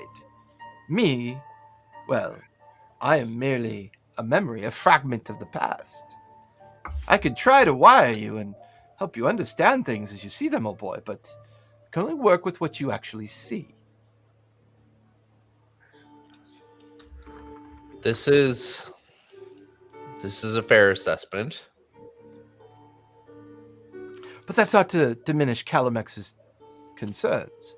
Clearly, black box and white box agencies have been compromised by something. Something is either manipulating this, or perhaps the very nexus of what this was isn't actually what it was. I mean, is it possible, oh boy, that goblin that they captured, that member of the assassination order, is the red herring, as I like to say in my books? What if you're chasing something that doesn't even exist? What if the notion of the assassination is the diversion? What if we're not seeing what's actually happening? And whatever's involved has successfully steered all of you away from what's actually going on. The war rages on, old boy. The flu rages on, old boy. The world continues to be in chaos, and somehow stopping an assassination is going to prevent the inevitable chaos that already surrounds us? The question is, though, is that the Unity Council was the one who showed us this memory. Agreed. But could they be wrong? You tell me you're supposed to be one of their descendants that was given to me to help assist in this investigation. I've assisted agents before, dear boy, and I can assure you, it is possible for the Unity to get it incorrectly. Absolutely. And I'm beginning to think this might be another one of those situations. Last thing I need you is to go digging around for needles again. Damn. Well, this is quite a lot to take in. I can only help with what you see, dear boy. I can only help with what you see, as the others as well.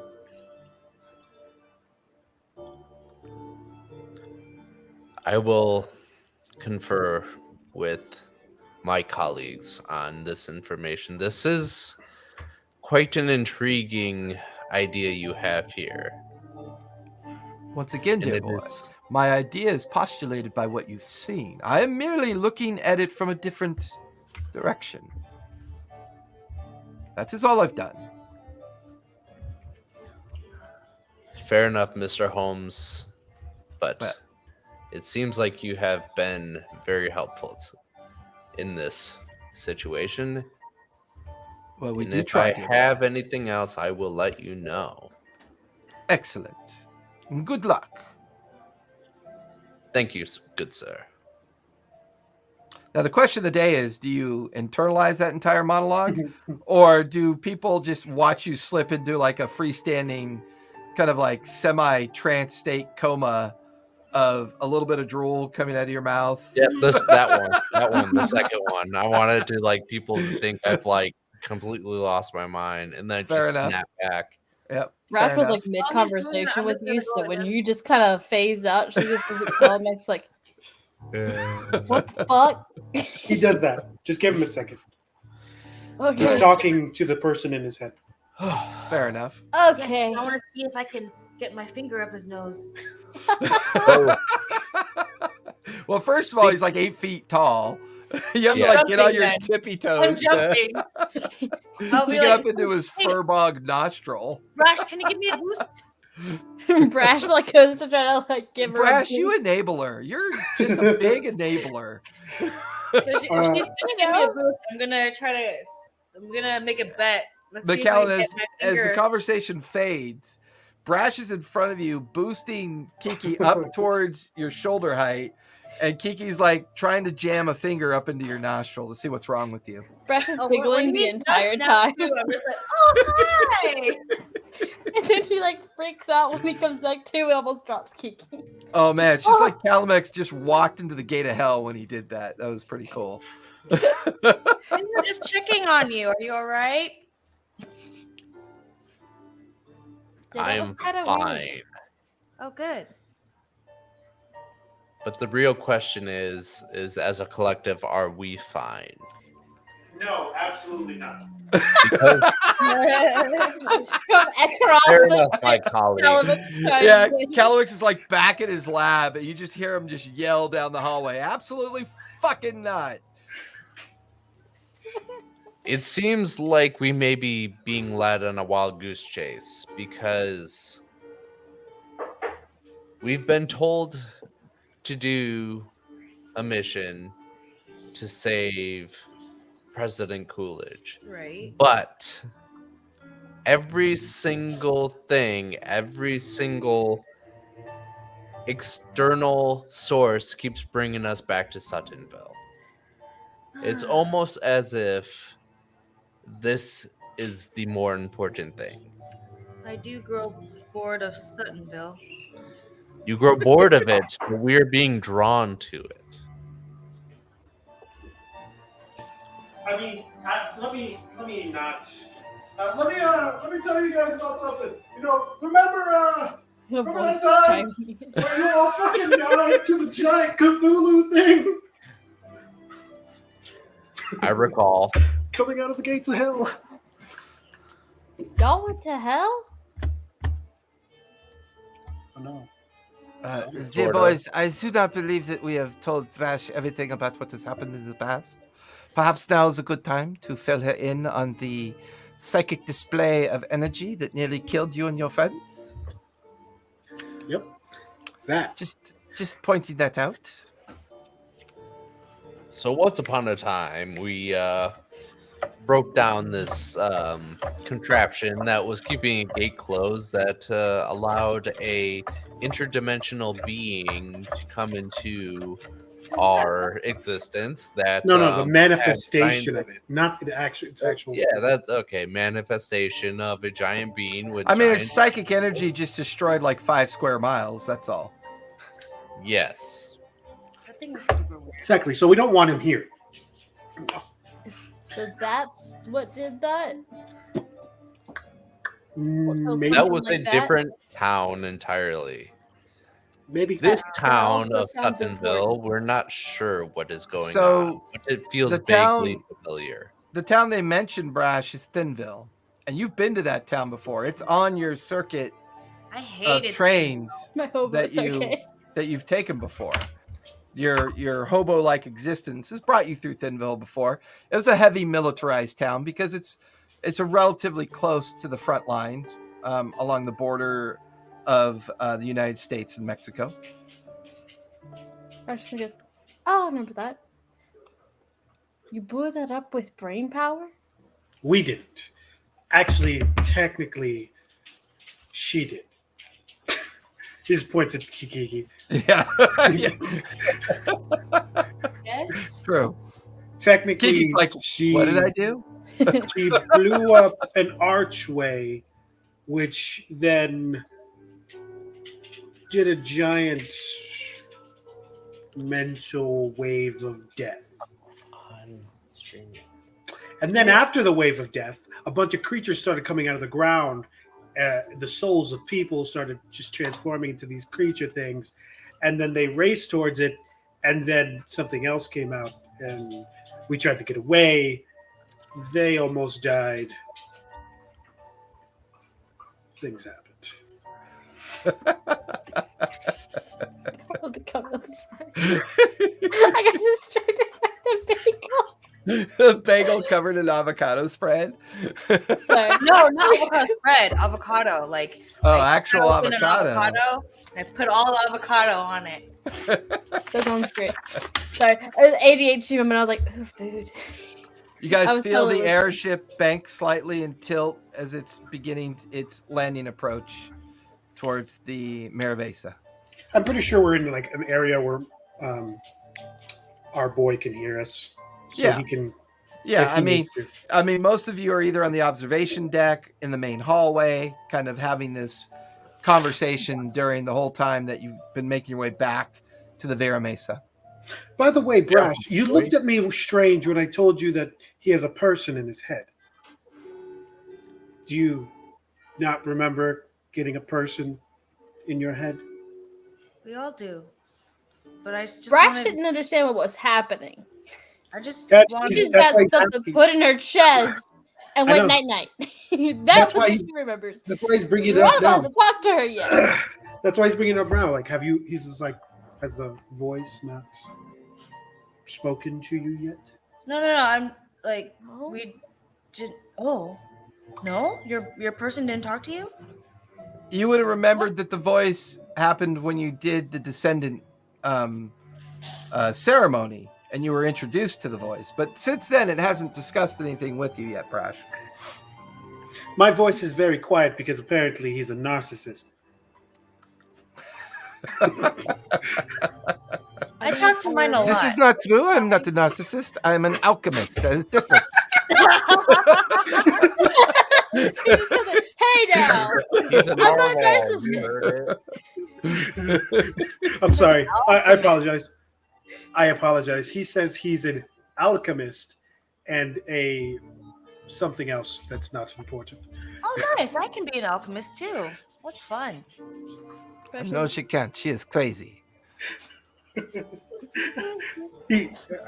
I am apparently not the only one that believes that you cannot. He says you're crazy. I've never heard that from anyone other than you. You guys feel? Let me tell you, both voices are telling me that you're crazy. You feel the airship lean a little bit steeper as it's going into its final landing pattern to land down on the mesa. I'm not gonna lie. Like the moment he did this little outburst, I almost spewed all I over. saw that. I saw That that. was just really funny. Well, I just didn't expect it. Like even when like I talk about him normally, he doesn't say anything. I call him a narcissist. No, I'm not. I'm an alchemist, not a Excuse narcissist. me. These are different Sassy things. pants are on. I'm gonna talk to Ragnar right now and say, "Did you see? He just called us crazy." Well, you'd have to be a bit crazy to be on this fucking mission. I mean, come on. That's true. Besides, it's getting very crowded in your head. There's room. No, they keep... What is this thing called Terra flops? What does this mean? Terra flaps? Yes. Flops. I imagine it's like earth. There's huge amounts of data being put into your head and it's very uncomfortable. My mind is my mind cannot process it. I don't understand what you are. If you read it slowly, it'll... I mean, are you a Valkyrie? yeah. Ah, well, Look, that she explains. She did the slack jaw face too.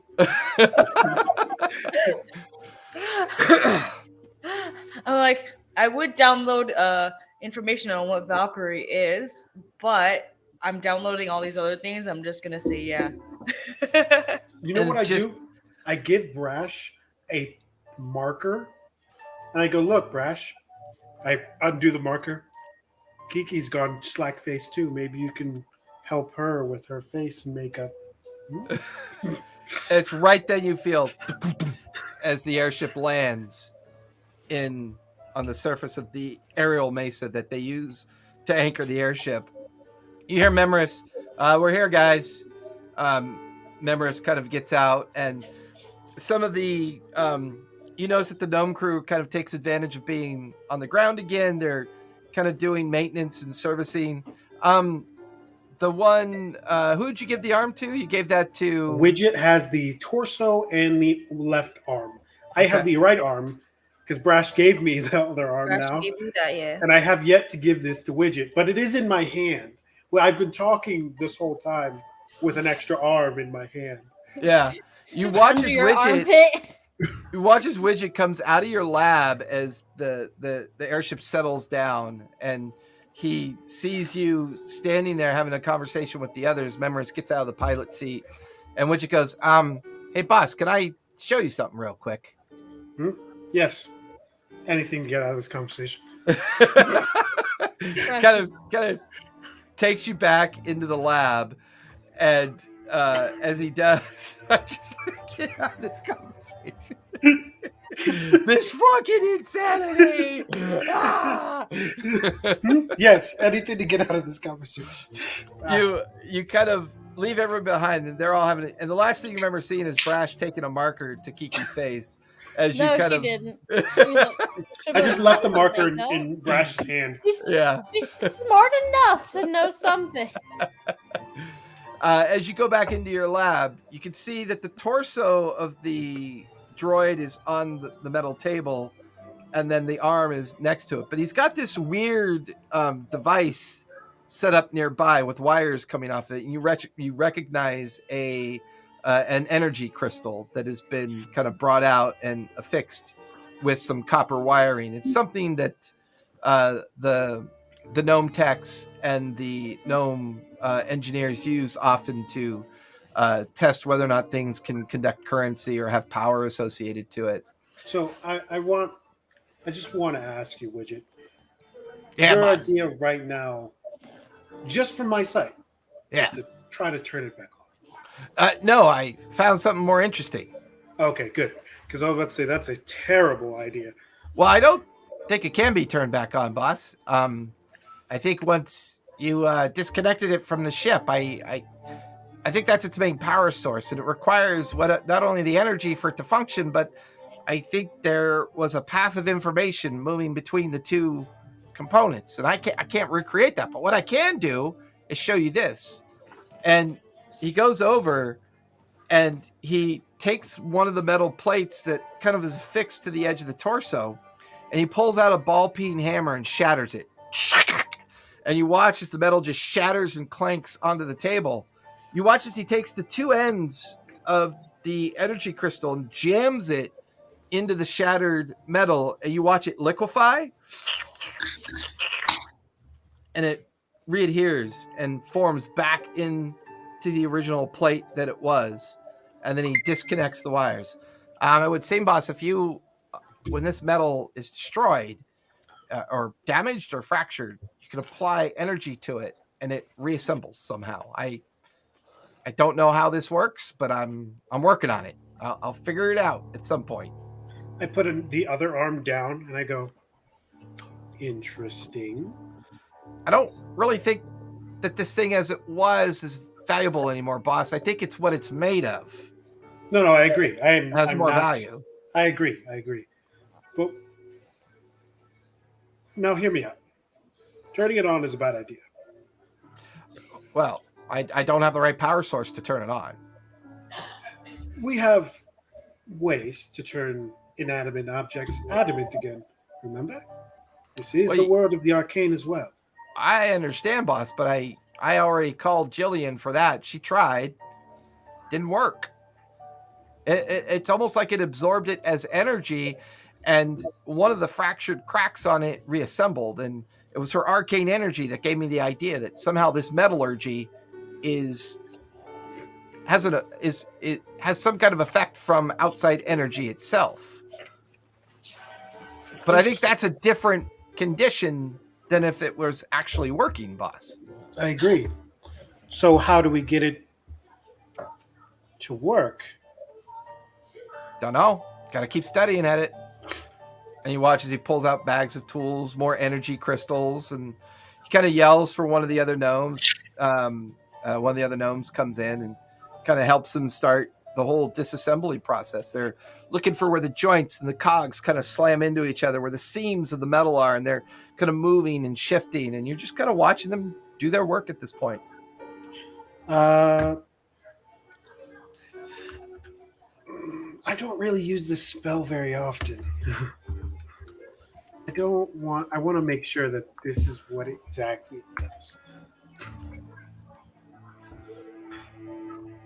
I want to make sure of something before I even try this, because this might just be stupid idea. Well, with Calamex doing that, Kiki and Brash, you're back on the ground again.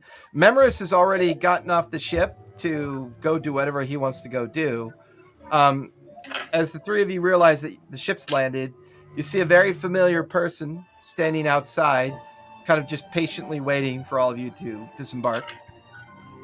Who? Looks like Agent Brown is waiting for you.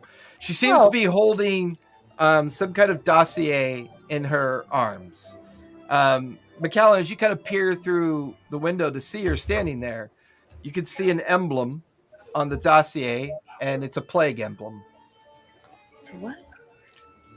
Plague. Something that Calamix has a lot on his books. Basically a skull and crossbones with a kind of like a symbol behind it that would denote that she's holding something that has to do with the plague. We're just gonna go hop off the ship. I have to admit I had. Yeah, I was gonna go towards her as well. Just kind of wave at Brown. Who she doesn't know. She just saw that they were talking. Yeah. At one point. And, Barash, it is good to see you. I see that you are okay. yeah. Hi. Good. Kiki, you are here as well. Is McCallan with you, perhaps? Yes. He's on the thing. McCallan, could you possibly join us? Of course. And where is Calamax? Why is he not here? He wanted to get out of a conversation. Oh yes, he is a bit haughty that way, isn't he? We will wait. That's We the will only wait. part that she gives her. Yeah. I'm with who? But Jessica doesn't want to be part of the conversation. We will wait. We will wait for Or him. a narcissist. So, listen, Calmex, what his- spell are you experimenting with at this point? Fabricate. Okay. So he's noticed that it converts raw materials into the liquefied state. Well, And give then- me an insight check. Because of what you experienced with how the ship destroyed itself, I'll give you an opportunity to maybe glean even a little bit more insight? information. That's yeah, even better. yeah. Because I Give got me a +7 in that. Yep, just give me an insight check. So 25 altogether. 25. The metal is definitely the key. Because whatever Widget just did here to show how it reassembles itself in its liquefied state, it's just as equally capable of destroying itself. So there's something about the metallurgy for sure. I'd like to touch it. Right? Okay. And fabricate allows me to just convert raw materials into products of the same material. So basically, I'm just converting this into another shape. That's all I'm wanting to try to do. Okay. What kind of shape are you going to try to manipulate it into? Kind of the same shape, but instead of the mechanical form, a suit of armor. Okay. There's probably not enough surface material to be able to do that. So as you Probably not a full suit, but like just armor. Yeah, I'll say as you begin to cast it, the spell, the energy of the spell leaves and enters the surface of the material. As it enters into the surface of the material, you watch it glitch and kind of shift and pool and go in and out of a liquid and solid state, and that resettles back into its solid state in the condition that it was in. Widget just looks at you and goes, what spell did you try there, boss? Fabrication. I think it's the way the arcane energy is absorbed by it. I just don't think any of the energies that we currently possess are powerful enough to really truly manipulate this. I mean, the entire energy crystal is consumed in such a small amount of material is manipulated. I don't know. We just got to figure out an energy source that makes sense, boss. What about they were working on it? What's his man's name? Something about an atom. They're working on it in Terra with the Terrans. Something about splitting them. I don't know, boss. I don't know who's been working on an atom. Isn't that somebody you invite for dinner? No. You're hilarious. It's probably something that's just. It's not engineering. It's science. Well, that sounds interesting, boss. You have to. When you get a chance, you might need to explain that to us. But we're gonna get back to work. I appreciate you showing me this. This is interesting. And then you hear Agent Brown's voice off in the distance. Oh, Calamax! Could you come join us, please? He just looks. He goes, I can't get away from these people for 10 minutes. Good luck. Go to the And he just restroom. walks away. So, as you exit the airship, and there you see Memoris in the background, Kiki, McAllen, and Brash standing near Agent Brown. You could see that Agent Brown is holding a dossier, and you recognize it as a plague dossier. And on the front, emblazoned, is the words "Top Secret," and below it, the LA event, the Los Angeles event, is kind of emboldened on the dossier as well. And she watches you come over, and she get the feeling that she's like kind of examining you for a moment, and then shakes her head and kind of goes, Calamex, so now that we are all here, I am afraid I have disturbing news in regards to some of our reports that we've received from Los Angeles. It would appear that there's been a significant outbreak there. We're not sure if it's Spanish flu or not, or perhaps a new presentation of another virus event. We are unsure. But we feel compelled to, once again ask you and your friends to do something very important and go and investigate this new outbreak?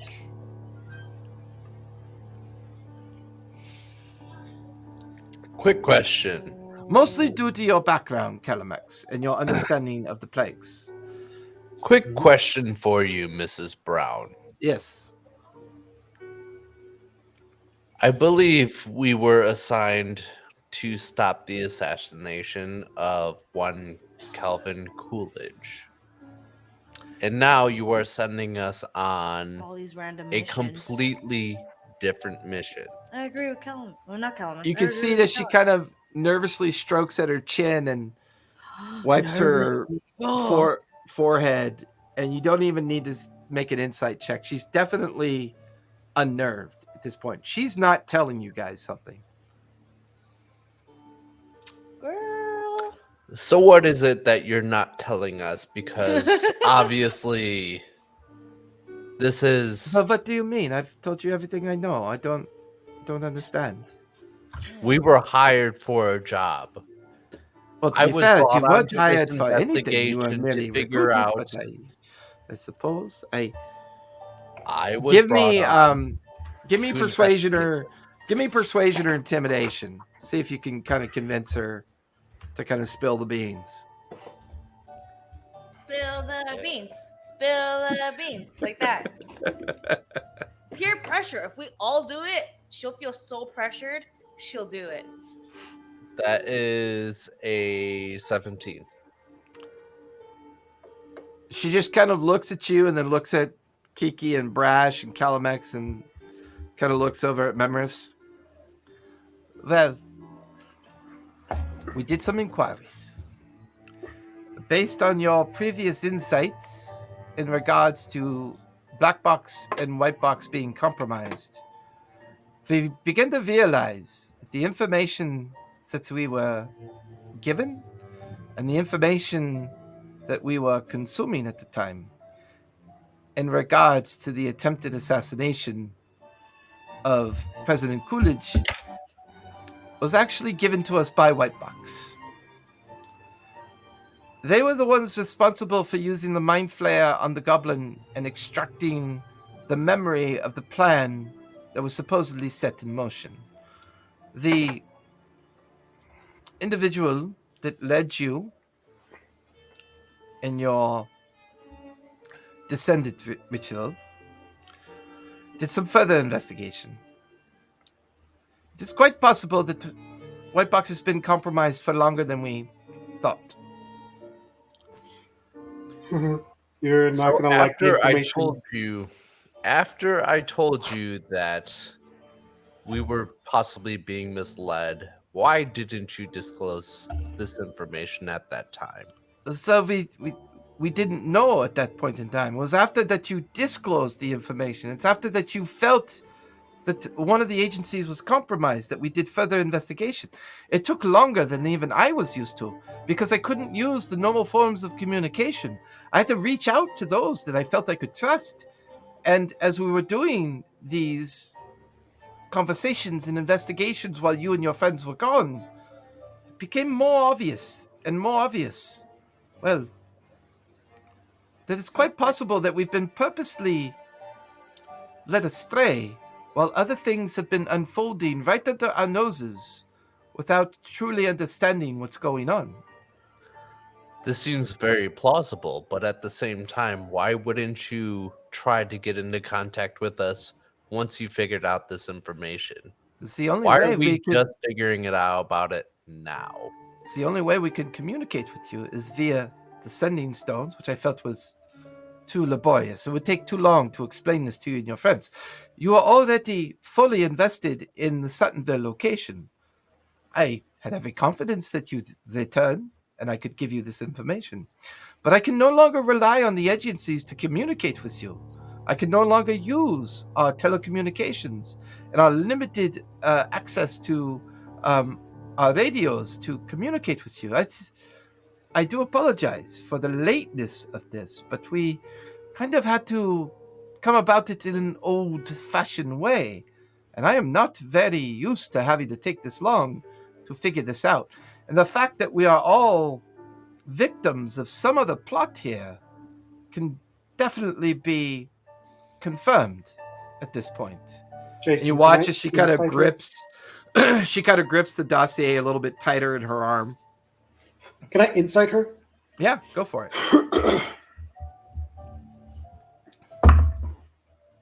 Oh, that's okay. 15. Guidance gives a 1, so 17. 15, 16. Plus 7 is 23. Her veneer of composure and control is cracking. It's definitely, she's a little panicked, but in her way, it barely shows. And that's enough for you to know that she is not only being genuine about what she's telling you, but there's a definite kind of concern and fear laced into that conversation that she just had with you. So who assigned us to the LA outbreak? And no one has assigned you to the LA outbreak. This is a decision I feel I can make on my own based on how I acquired this information. And We how are did now- you acquire this information? Through my direct contacts that I have used in the past, when I have felt either information needed to be held close to the chest, or that perhaps somebody was listening in who should not have been listening in. Can So I I've see always- your dossier? That certainly, she hands it over to you. I'm just gonna look at it because she was just clutching it so tightly. Yeah, as you kind of curious. flip open the front of it, Los Angeles is on there, Miami, Chicago, and New York. Ooh, where all there's- those little alien people went There's to. How- there's geolocation condition stickers on it. There's a big top secret thing with like the plague emblem behind it, and the dossier is about 2 inches thick with just reefs of paper and information kind of built into it at this Okay. point. Miss Brown, Yes. I don't believe that this is the plague that we know of. When I It's told you that we had something to tell you, Yes. it wasn't the creature as large as we thought it was. So this does not make any sense. You sound so convinced of what you It- saw. I am convinced. I'm going to show you what I saw. Okay. And he takes out the crystal Yeah. and he shows the image, the 3D image of Yeah. The Suttonville. illusionary image kind of Yeah, pops of into Suttonville, existence. of the actual Suttonville. And she just stares at it with deep concern. And you watch as she looks at it very closely. Well, that is very interesting indeed. This is Suttonville. This is not what I saw. He takes the image, puts it away. Well, see, But what amount- we did see when we broke through the defensive grid of the creatures that came on an extraterrestrial ship, this is what we saw. That is impossible. This is what we saw, and then I bring out the laboratory picture. Yeah, she begins to study that as the illusion comes up into full display, and you watch as she just turns white, sheet white. 48 individuals were turned into humanoids. They looked like a creature called an Orion. I have no idea what that is, but it's some sort of alien species. Kiki has confirmed this. But it wasn't built by Orions. That is confirmed by the space and the literal spacing of the ship. And then out of the 48, 8 individuals each were sent to one major city each. After they were shot and ejected from the ship, in which afterwards the ship then disintegrated.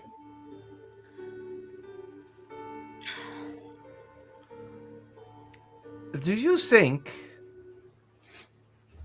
that the diversion that we've been on has been designed to prevent us from stopping what just happened?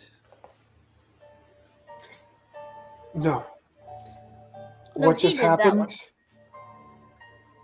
one. She just points at Calamex. I think what just happened is actually our fault.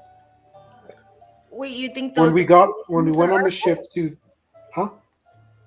What do you think is our fault exactly? So when we got on the ship, we tried to access the computer base to see what was on the ship, what the ship was.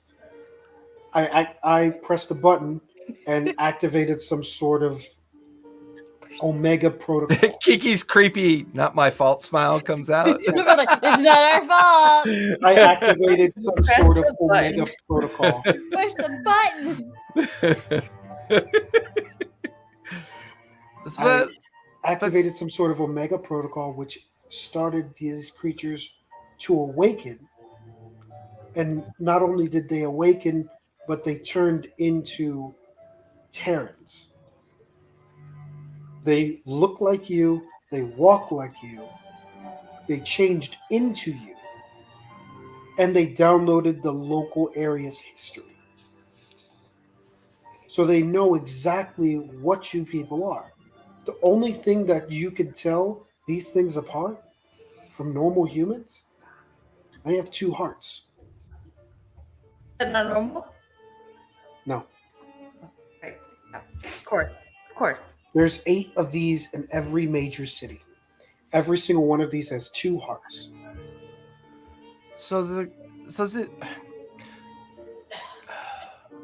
so all of this that we've been through, all of this that we thought we were calculating, has brought us to this point. I need to show you all something. And you watch as she brings her hands out and she produces a minor illusion. And as the minor illusion comes into existence, you can see a blackened tear with almost like a pearlescent purple energy like moving through it. You could see familiar looking tentacles like you saw after the disbursement of the illusion, and the more recent view of the tentacles that you saw in the ruins and remains of Suttonville, kind of like at the edge of this rift, this expanse that she's showing you. Have any of you ever heard of a reference to something called a chaos rift? I don't know if I would have. No. Can we do some sort of check? I would say all of you make history checks with disadvantage. As far as you know, you haven't heard of it, but we'll see if maybe in your past you. 7.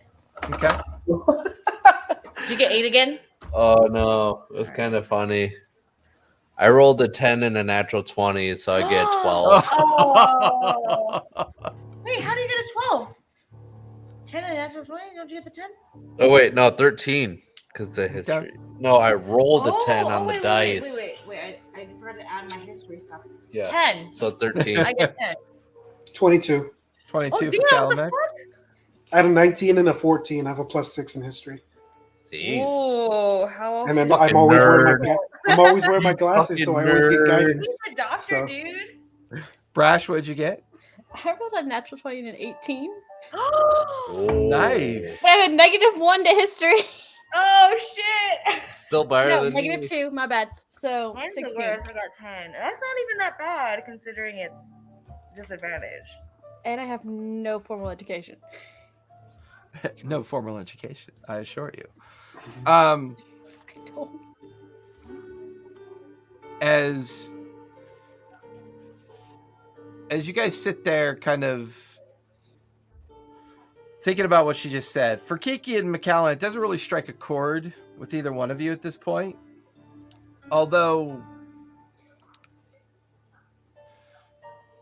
science and arcane things have crossed each other's paths in multiple circumstances.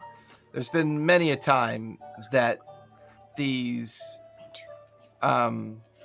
activities or these studies of the arcane and how they can both be manipulated by the idea of science as well as the idea of things manipulating each other.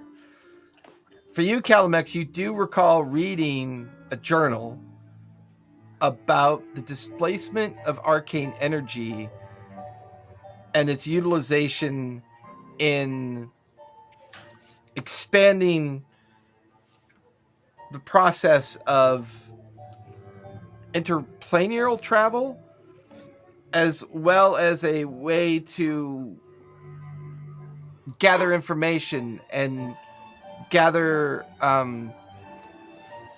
sources of energy from other planes of existence. And you think you remember something being mentioned about the utilization of a chaos rift to be able to do this. For you, Brash, you can remember in your travels overhearing what you thought were merely homeless travelers that were traveling with you at the time, talking about a ritual that is destined to bring about the end of the earth through a series of events called chaos rifts. And you remember that they were heavily drunk. They were talking about it as if it was both serious and not likely at the same time. And you just kind of brushed it off, but this is now the second time you've heard that mention of whatever a chaos rift is.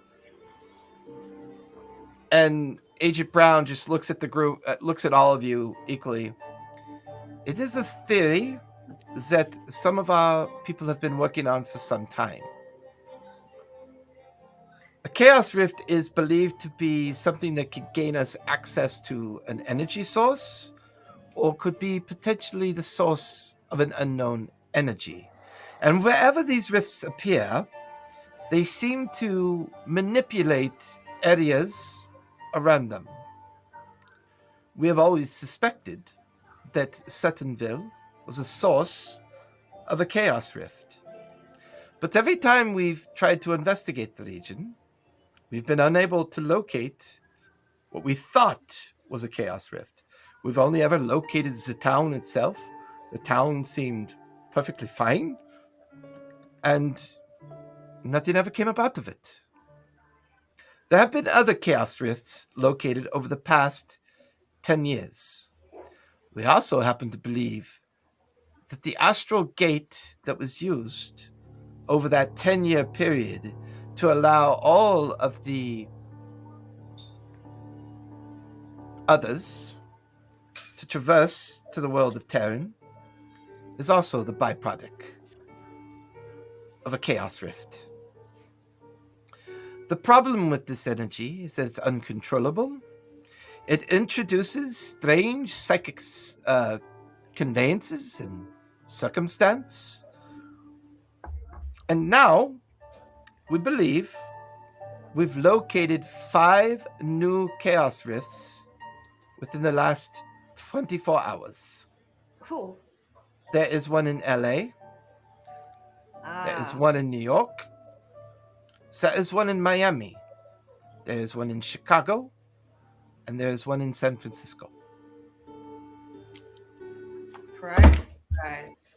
I go over the list of name of cities she didn't say. Check New York. Yep. Check Chicago, Dallas. San Francisco, LA. It was every major, basically every. There's the 7 major cities of America. They're all those. I tell her the other names that she should them. go check. So we will see to it, yeah. We will see to it that we, like we all discussed, if the agency's been compromised, we unfortunately cannot use a lot of our infrastructure that we've relied upon for so long. I must use my connections and those that I feel I can trust. Even then, I make sure that I contact individuals that either were already suspicious of our overuse of black box and white box, although we are convinced that red box is still uncompromised. but we are going to assume for now that it may be. But our research is telling us that all of this originated with what we refer to as our white box source. And if that is the case, it is possible that the others are compromised. So this will be a lot more challenging, difficult for us to complete So- these tasks. Is the HQ compromised? No, they were never directly integrated with those services. Those services were always ancillary and used for communication and dissemination of information only. We had learned our lesson quite some time ago to isolate the Unity Council within its own kind of insulary protection from information that could cause challenges, so to speak.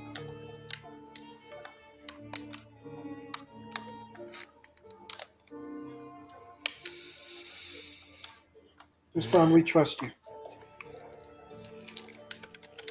I think we trust you more than we trust most people and the rest of the Unity. At this point, I don't think we have a whole lot of choice. That's an Yeah. understatement. I agree.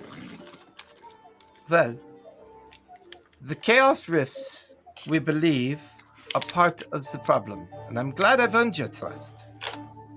I will not treat it so lightly next time. For now, this group, this limited group, is the ones that we all can trust. Can we agree to that? Mhm. So, as we speak now, all the major hospitals of LA are filling up rapidly with individuals that have fallen gravely ill. We do not know why, other than the fact they are very close to where these chaos rifts appeared.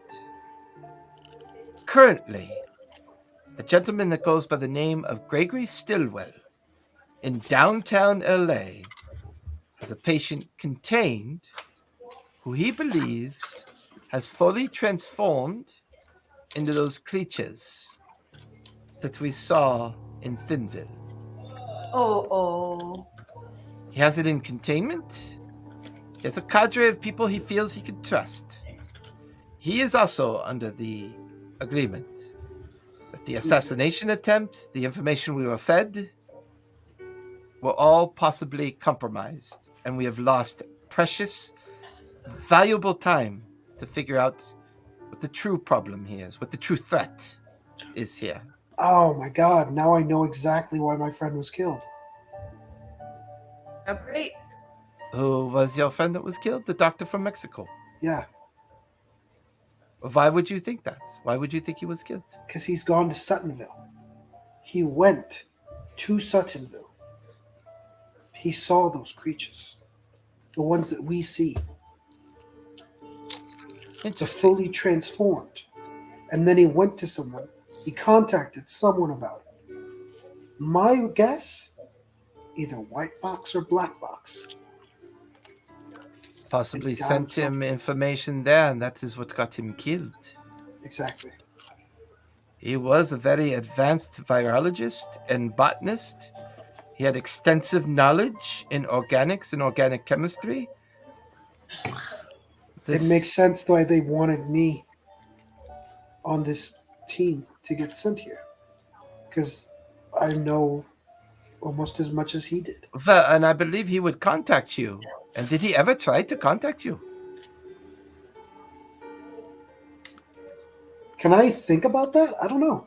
Yeah, I mean, for the first time, you suddenly realize, no, it's strange. If he was busy running around the world trying to figure out what was going on, I would be one of the first people he contacted. yeah, and he never contacted you. No. Which means he was on sort of either on the run or needed to be discreet. Completely discreet. Apple beer. Bad juice. Oh, yeah. Oh, nice. Well, I can assure you, to a certain degree, of what I know about Gregory, Dr. Stillwell should be uncompromised. He's been isolated. He's been studying this creature ever since it presented its transmutation and its augmentation, and he has been in isolation for 24 hours. However, these recently discovered chaos rifts, we are not entirely sure how long they've been there. They are all located near what you would call major churches or major places of worship. We believe the one in LA is located at the Church of the All Saints, located in downtown LA. Boo, I was hoping you'd say Church of Scientology. Scientology didn't exist back then. It didn't, but still, it would have been funny. Perhaps would've we've been- discovered its origin. Wrong. Sorry, don't mean to offend any Scientologists out there. I kind of look.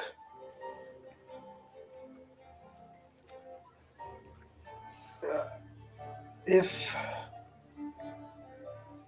he does have it contained, what does he need from us? Does he need equipment? Does he need the knowledge? What does he need? I think he needs your observation. I also would say maybe possibly your protection as well. Our resources are limited there. Everybody that I feel I can trust has been assigned to him, which barely numbers 6 individuals.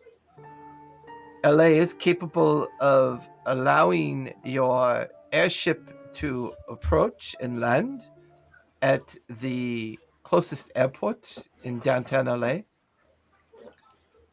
That would put you approximately a 20-minute drive from where Mr. Steelwell is located. But here is where the risk comes into play. We have less than 24 hours before the mayor of Los Angeles declares the city quarantined.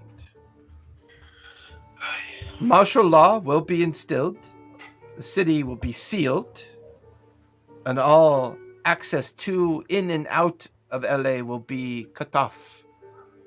It will be impossible for you and your friends to leave safely. And I Never just do don't anything know if 24 hours is enough time to accomplish this.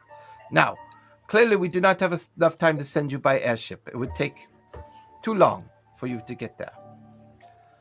I have one of the Arakoka shamans currently now building a teleportation circle. We do have one nearby where Stillwell is. I feel that that will be the better rate of travel. If you do decide to take your airship, chances are you'll get there just in time for them to declare quarantine, and therefore you will be trapped. Here's what we'll do. We'll take the teleportation. Send our crew with the airship on the way to LA. With extra supplies and extra things we may need in case we do get shut down there. That means we have 2 sources of escape. Well, we have at least a way of escape and extra supply from them. And I think I need to make a phone call. I think a friend owes me a favor. I don't know where you'll find a phone. There are no phones here. That's not how I do it. And I smile. Sorry, I forget myself, Calamex. I forget that you are arcane trained. I understood. Let me inform your crew in regards to what the plan is. I will let both Jillian and Wicket know in regards of expectations. Do all of you agree to this plan? Is this a plan that you feel is doable? Because if it is, for the next hour, all of you will be in LA. As long as you have the dragon situation covered. It needs to be taken care of. I will know more when Standing Fist's scouts return. For now, I do not have all the necessary information in regards to the hatchery, but I have enough resources here to keep the threat contained if necessary. Once again, engineers.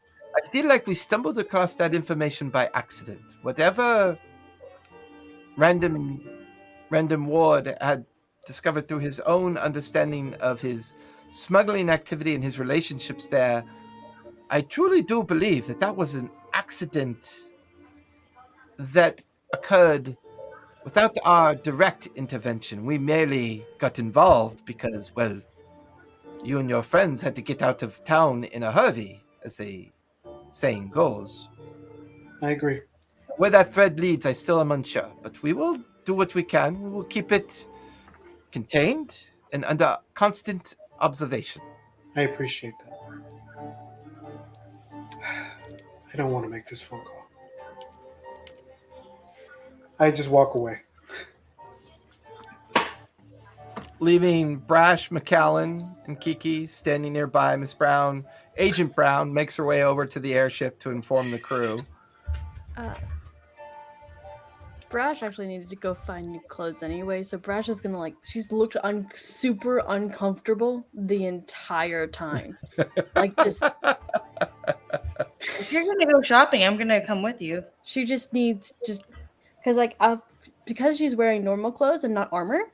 I've been managing her damage for her clothing. Her clothing's in trouble. Give me an investigation check as you begin to meander around the village that's built up here in the Vera Mesa.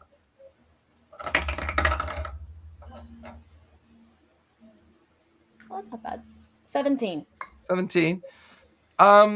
You come across a couple Aarakocans that have set up just a very simple kind of kiosk of trade goods that they obviously trade with the locals, and there's clothing here, nothing overtly fancy or overtly simple. They are selling denim jeans and simple denim tops, cotton shirts, pants, dresses, skirts. They're selling some more others traditional wear, linen garb as well. So there's some basic supplies here that you could get your hands on. Okay. I'm gonna have her treat because she's been wearing basically the same raggedy orange dress for who knows how long. Well, since you guys got rescued, yeah. Since probably before then. Yeah. It's falling apart. Now it's falling apart. Yeah. Oh no! So yeah, she'll just go in and scrounge up the funds to get just pants, shirt. Calamex will just give you $100. She's into counting out her coins, and he just goes, "Oh, I'm gonna. I'm just gonna had a give. job in years. I'm just gonna give Brash a ton of money and be like, here. Where did you get this?" We were rich before this happened. I'm saying. I'm a doctor. She was rich. He's an investigator. Yeah. We had money. I'm yeah. That's homeless. And she just buys clothes. It probably takes a second because she's got weird cat legs, but she finds some pants. What's that shit tailored? She gets a pair of eventually with the pants. She has just kind of has them adjust the back of the pants so that her tail can stick through. It's a little funny because at the edge of the shirt, her fluff kind of floofs a little bit out from under the shirt. The Aarakocra that you kind of do this with, you're after about 5 minutes of you trying on outfits, she just kind of tilts her head at you and kind of just hands you the clothes and doesn't really expect anything in return. Brush tries to get as close as she can. Probably goes over a little because she's got so much down. She just kind of takes it and just dumps it on the counter. It's pretty it's at least enough to cover anything. Not necessary. Not necessary. I don't like stealing unless I have to. And then she just kind of, without waiting for a response, just turns and walks off to find a place to change. Okay. Kiki and McAllen, what do you want to do with your time? Memory seems busy with Agent Brown and getting the ship ready for them to take it. I'm gonna help Brash with her clothes because she has no idea what she's doing. So you're helping Brash. McAllen, what are you doing with your time? I'm trying to disseminate the information that I have up in my brain depository and trying to understand this situation that we have going on in LA and just trying to better grasp the situation that's going on that we found ourselves You in. do have a connection in LA, a retired agent that goes by the name of Michael Brownston. He is in LA. You think the last time you heard he was living in Hollywood, and he was helping a new kind of thing that's popped up over the last maybe 10 years, filmmaking, and he does stunts for an agent or a production company called The Third Eye.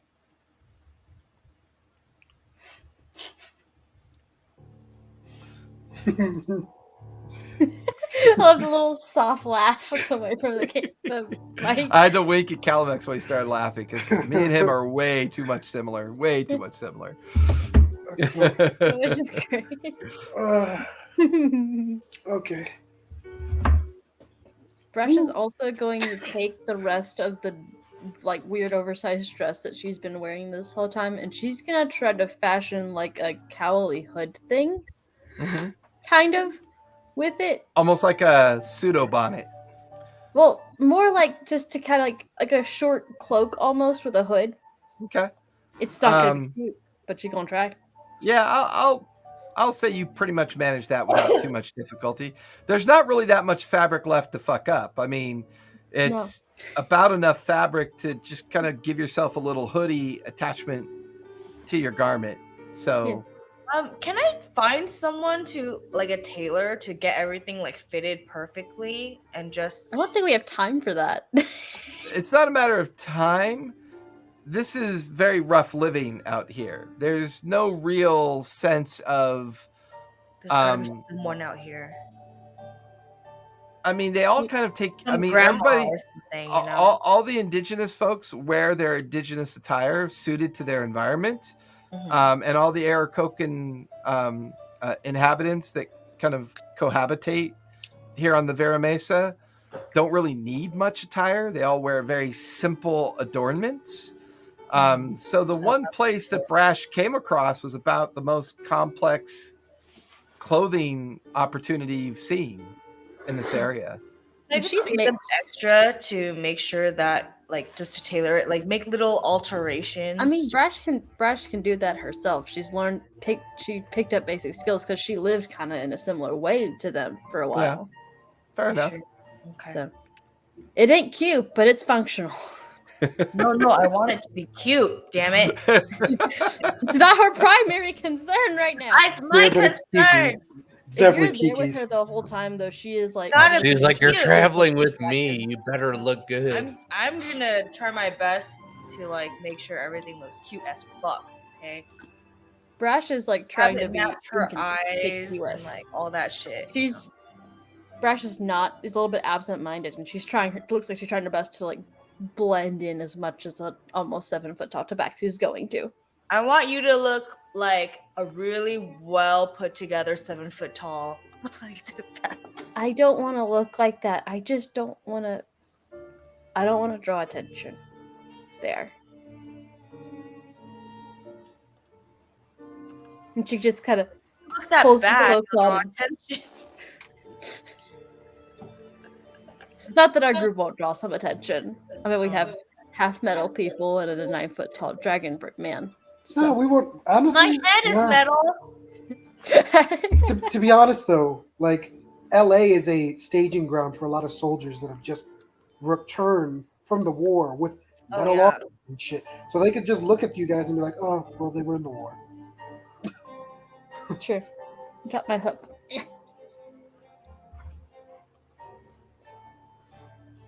So we'll say you two are doing that. McKellen, you're beginning to try to reflect on everything that's going on.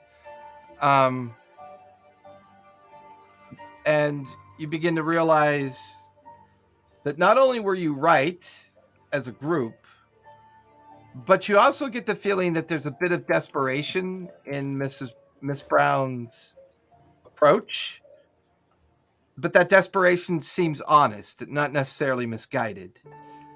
And if you could just track down Michael in LA, perhaps you can gain some more insights. You do have his number, you have his address, and you believe that he's somewhere in Hollywood based on the number and address that you have.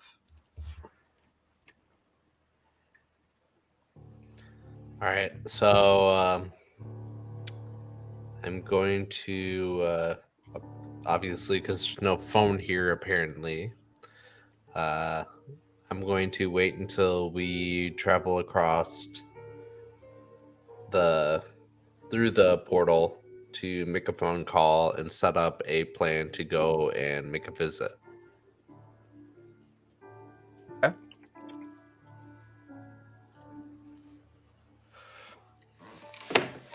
So with that, Calamex.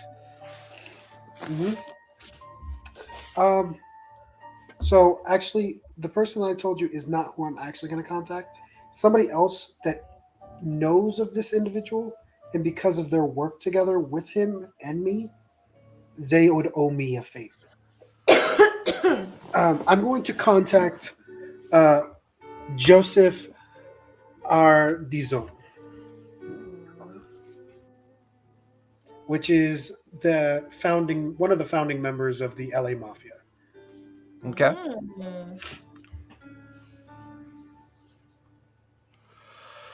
He's an Italian individual. All right. And he wouldn't be like friends with him, but he would respect each other of like the areas that they control. Fair enough. And this is who you're sending a message to? I'm not sending a message. I take out a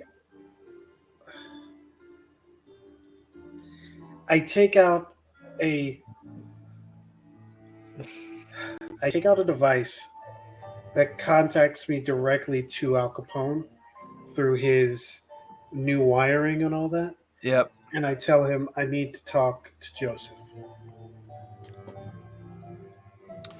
There's a hesitation. The fuck are you, man? I'm in the shit. You know what's going on in my fucking city right now? And you're not here. You're not here to make sure that me and mine are protected. You're out there somewhere in the world. In the fucking world, man. I'm here dealing with the actual issue that caused what's happening in your city to be what's happening. I'm dealing with it. Fucking madhouse here, man. I know, and I'm dealing with it. I'm trying. I'm dealing with the stupid What do you people. want with Joseph? It's going to cost me a lot to put you in touch with Joseph. I know. Just use the rest of what I got. And you know how fucking crazy that man is. I know. He makes me look sane. I know. But the source is in Joseph's area. Are you sure? One of the main sources is there. And I need someone to be protected.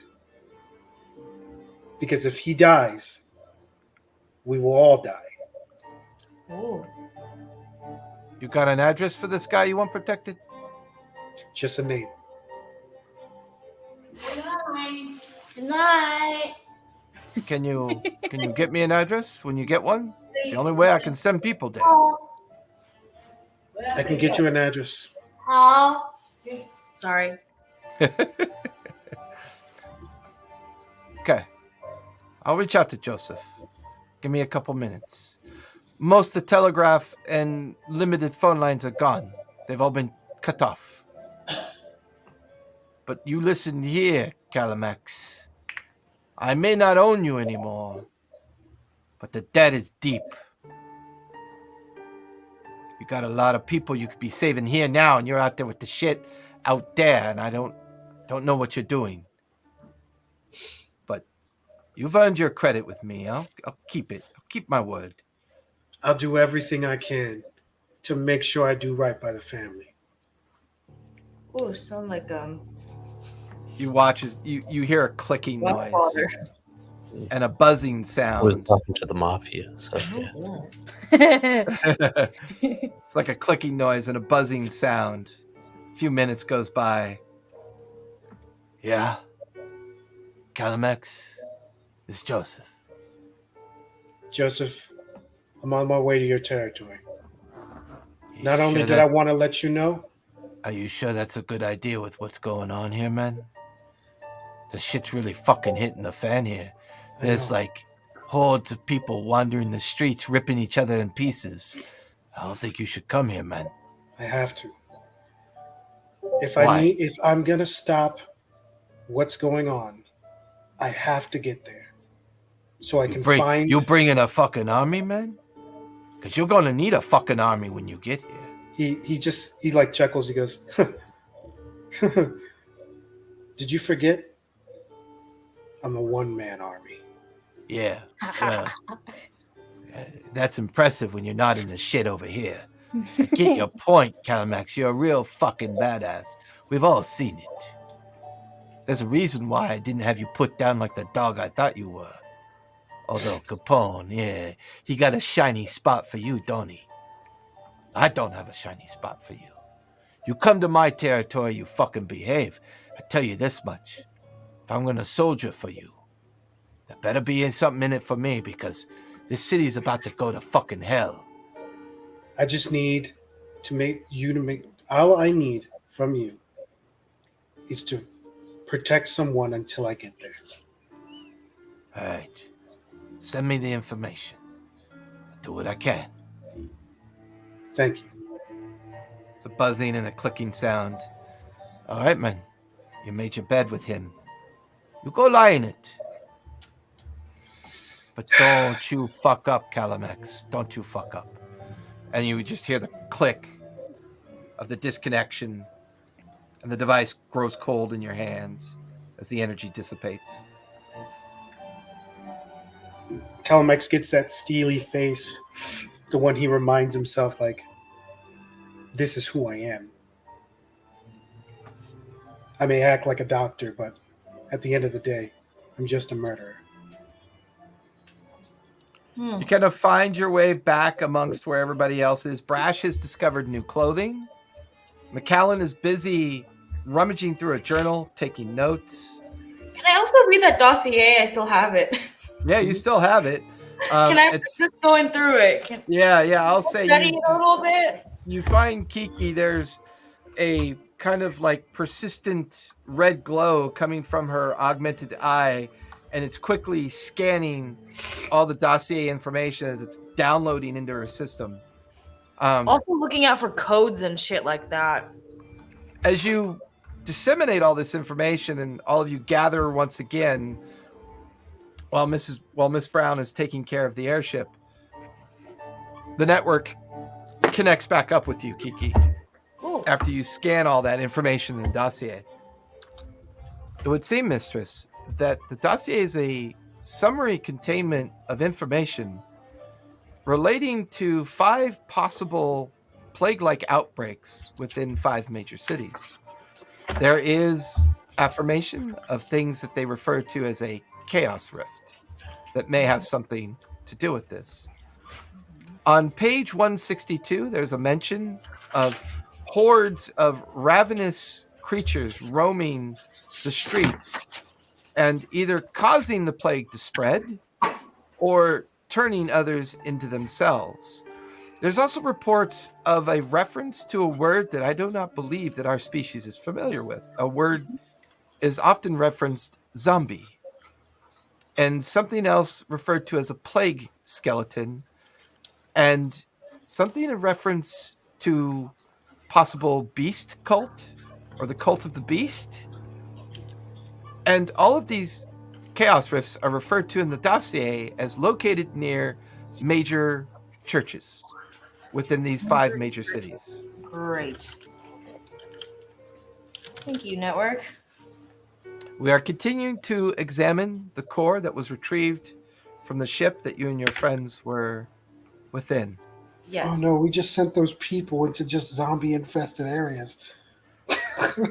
People. Yeah, the people. It doesn't matter. We just know they're sent to zombie infested areas. Mistress, I must, however, reiterate Protocol 995.26. This may be a good time to offer containment. Perhaps this place is no longer worth studying. Perhaps the containment protocol will end whatever is happening here, and we can have you return back to the Union. At some point, Mistress, the network continues to affirm that you've learned what you could. The information that you've gathered is valuable, and we've learned a great deal. Perhaps you have reached the limit of the value of this place? I highly disagree, especially with this possible outbreak going on. I believe it would be quite resourceful of us to study more of this outbreak. We are not in agreement, Mistress. The network has confirmed that the containment protocol will destroy the planet and any remnants of these so-called rifts. Therefore, making sure that these things cannot spread. Do you truly believe these prehistoric creatures have the capacity to understand and deal with this source of energy, whatever it is? Well, that's the point. The source of energy, whatever it is, we don't know. You don't know the source of the energy. There's still so much information that is missing within our network and within our reach. If I were to stay here for longer, there But the won't study be... of the residual matter post protocol and the study of the molecular structure and substrate of the planet in its destroyed form should offer us enough information to understand what has happened here, and therefore we can prevent its spread to other planets. Once again, Mistress, the network is concerned that you're allowing the temporary idea of emotion to cloud your judgment here. This is not your first cleansing protocol that you've witnessed before. Why do you seem so hesitant this time? Because I feel... No, I know there is much work to be done and that we can gain much from elongating this process before the destructive containment aspect. Give me a persuasion check, please. Ooh, okay. I just love that the network solution to every problem we run into in every episode is, do you want us to nuke it? We could just nuke it right now. We can just make it all go away. Honestly, that's Every always the network. episode, that's the That's solution. literally Like, always the network. you know The what? network Burn is- it. Because I feel like to them it's like studying like a cockroach or something. Like, oh, it's gross, just kill it. You know, It really is. It's What'd you gross, get for- kill it. And like, no. What'd you get for your- unnatural 20. A unnatural 20 or a natural? Unnatural. I rolled a 17 and it's +3. Gotcha. The network is not fully convinced, Mistress. However, we will defer to your judgment. We will consider the protocols again within the next 36-hour cycle. Or at the very least, we'll give you until the core disassembly has been completed and we have a clear understanding of the origin of where that ship came from. But keep in mind, the network is in constant contact with you, and we are monitoring through the suborbital systems around this planet. If that energy continues to grow uncontained, the protocol may have to initiate itself due to normal fail-safe situations. So, no matter what, Mistress, in 36 hours, a decision will have to be made. If I continue to collect valuable information within that 36 hours, will you reconsider? The network protocols will remain in place, and if the information gleaned and processed by the network shows value in its use of such information, yes, we will reconsider the protocols. Sounds fair. There is much emotion in your responses to us, mistress. Should we run diagnostics? If you want, I don't think there's emotions. I just think it's Yeah, you better give me a deception roll, please. there's a lot of information here. Like clearly, because I've been asking you so many questions, you can't give me the answers. And okay. Oh, I've been really pretty decent. Okay, where's my deception? 19. Very well, mistress. Understood. Diagnostics not required. We shall check in as soon as we have more information in regards to the core that we downloaded. Thank you.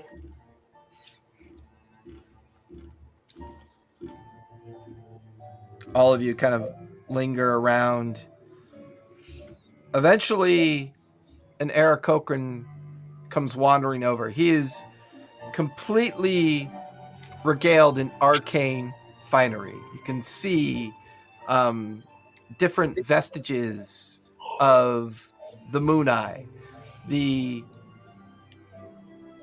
kind of magical remembrance and the magical understanding of the arcane nature of this clan has always been one that has been related to the moon. And you can see that the items that he's bearing and the way he's clothed kind of like gives you that understanding. For those of you that are others would recognize this more so than Kiki, or even for most obvious reasons, Miss Brown would know. I am here to guide you. I am here to safely deliver you to the city that they call Los Angeles. Are you and your friends ready? Los Angeles. Why are you making fun of our speech? We do our best that we can do. I'm not. I love it. I'm just admiring it. Well, are you ready? Yes. Okay. You watch as he walks the five of you over to this circle made out of crystal and arcane dust. You could see the signets of teleportation laid out. You can see the stanchions where each of you are supposed to stand, and he guides you each one here. The magic of this world is different. While in our old world, the magic surrounds us. Here, it is a tendril that we must pluck from the sky to use. But as he flings the magic over his head, and it begins to coalesce around Calamex and then around Brash, Kiki, and Memoris, and McCallan, all the arcane light swirling, the buzzing sound of energy in your ears. You watch as the Aarakocran shaman stands in the middle of the circle, and he brings his hands together. There's an explosion of energy that emanates out from him. And then with that, all of you get drawn into the center of the circle.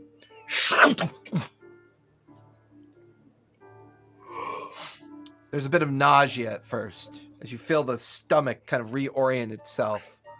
The smell of exhaust and smoke and fires is in the air. You're in a basement building of some sort. There's brick facade all around you. There's basement or cellar windows at the street level. You can hear screaming. You can hear people yelling and running. You hear as machine gun fire off in the distance goes off. As you stare out one of the windows, you watch as somebody falls in front of it. You then watch as something just drops onto the person, and you see this creature begin to just rend and tear at this person who's fallen on the sidewalk, and they're ripped apart, their neck exposed, their face ripped open. And then they leap off and move on to another person as the five of you stare at the scene, the smell and the sounds. You can see the teleportation circle where you are. Then you hear a strange noise, and you watch as the person who was just torn and brought down begins to twitch and Oh gurgle, shit. its tongue lolling out, its teeth chattering, one eye exposed and draping. It slowly picks itself up out of view. And you can hear its feet kind of shuffle away on the sidewalk. As it appears, you've made it to LA. And that's where we're going to finish tonight. Full of zombies. Wait a minute. I thought it was Solid. Vegas. this Yeah, morning. I figured. Solid full swing of a zombie apocalypse, guys. Great. Like straight up full There's on. zombies and aliens and Everything you need in the madness that is this world for sure. So StreamYard's been really shitty lately, Calamex. And did you also notice that your broadcast got cut off 3 times? That's my fault. Oh, that one was your fault? Because your Yeah. broadcast, you use OBS in your stream key, right? Yeah. So the other day, somebody actually got into an accident and hit the power blinds, and Right. it knocked out my power. And then power was fluctuating in my house back and forth. So StreamYard, at about the 2-hour mark now, twice in a row, loses its connection with Twitch. And then after a few minutes, it reestablishes it again, and it creates multiple recordings in the Twitch library. And I'm just like, it's just so weird. And then so I was talking to their help desk, and they're like, okay, well, the next time, you try viewing StreamYard in, try using StreamYard in the incognito tab. Mhm. And you know what that tells me? That Twitch recognizes StreamYard when it comes in through the browser, and it's not prioritizing, the key. So by being incognito, they won't know the source is StreamYard. They'll just know that the key exists, and that's it. Yep. That's exactly why they want it done that way. And I'm like, are you fucking kidding me? But I love using StreamYard because you can do cool shit like this. And you can do cool shit like this. And like this. Oh shit! And like I don't want to be the center of attention. And if a camera drops or I want to have a one-on-one with somebody, I can remove everybody. I can make fun of Brash, and I can add everybody back, and I can do cool things like this. All the Yeah, fun exactly. This is the best actual screen because Yeah. now Kiki's face is blocked out. Oh, Oh, that's rude. But you know what, Kiki? Kiki? I got you covered. I can do this, Oh and no! then I can do this. That- put it back up there. It's fine. My face is there. So cool. By the way, do you use conditioner in your beard? Do I? Yeah, I use beard oil it looks so soft and like and silky. fluffy and fluffy and It soft looks and so fluffy. soft and As silky. long as you trim your dead ends and stuff, you're fine. Well, I finally had to trim because I was getting that wild man look where the sideburns were becoming the same length as the beard. So whenever I'd wake up in the morning, the side of my beard was like out like this, and I was having that. Oh. And then, I started doing the thing you're supposed to remember to do, and your mustache will grow into your beard.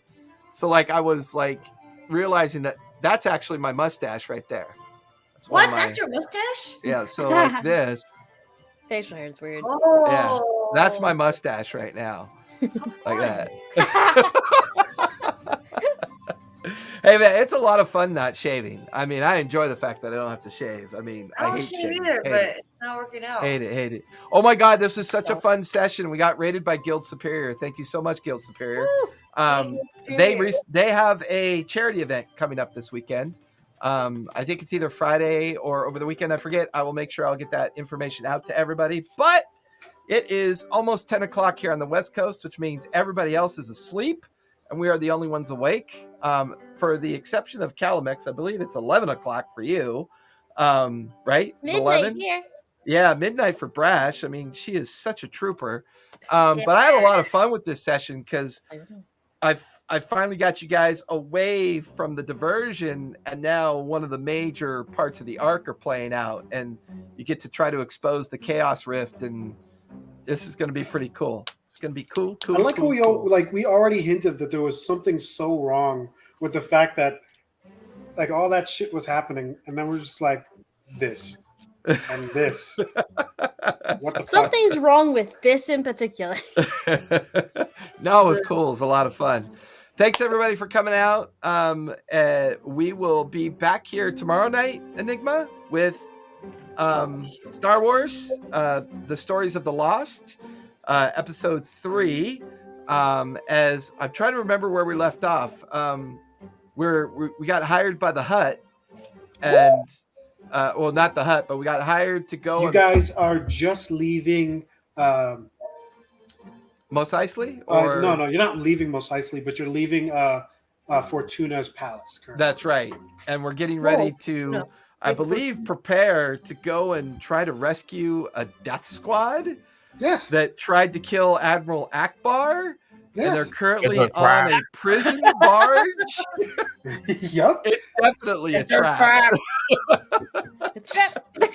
What makes And you then say that? But I can no longer do half paidana this way because I now am on the I'm just saying cure the for reason my you guys are drugs. here. The reason you guys are there is because you guys don't know how to make it small. I'm just saying. Like, as a group, you guys don't know how to make it small. So I was That's like, true. all right, cool. Big or go home. Yeah, It's absolutely. big time. Especially yeah. when And we're Gator gonna finally be became rich sober. as fuck when we pull this off. Rich as fuck. Millions And of you guys, creds. you guys have full access to a black market. Yeah, well, and we actually have money because I sold a bunch of the You have a most lot of the of fucking money. spice. Yeah, But it's you guys have a lot of money, Selling drugs. but Yeah. you guys got to understand, preparing for this operation is going to consume like 90% of that. yeah, no, I know. It's going to consume so much to do the operation. We can't pay off the bill on the ship, which means we're still going to be hunted. We're still going to, yeah, I know. Star Wars is a rough place, folks. If anyone ever tells you that the far-flung future is a lot of fun and easy, or is it a galaxy far, far away? Star Trek will be cool. Yeah. It's a galaxy far. Well, far hey, away. everybody. Thank you for coming out. We really appreciate. Kudos to Guild Superior. Thank you for the raid. It was much appreciated. We'll be back here tomorrow night at 6 o'clock, I believe, Pacific Standard Time with the Star Wars campaign, Stories of the Lost. And I will hook up with you a little bit early that day, Enigma, and try and get the intro clip done for you so you can use it. Do me a favor tomorrow night. Let's try running StreamYard in incognito and see how your connection is. Sounds good. And then my Saturday night, my Sunday night game, I'll try running it in incognito on my system. And if nothing happens and our connections are good, then obviously that's the recommended fix and we don't have to worry about it anymore. So, hey, everybody, thank you for coming out. We much appreciate it. Don't forget to join our Discord. Roll for those giveaways. We'll be back here tomorrow night. We'll be back here Sunday night with lots of more fun and silliness for all of you. Thank you, everyone, for coming out. Be nice. Be safe. Don't forget to play a game. It's really important. Good night, everybody. Bye. Good night.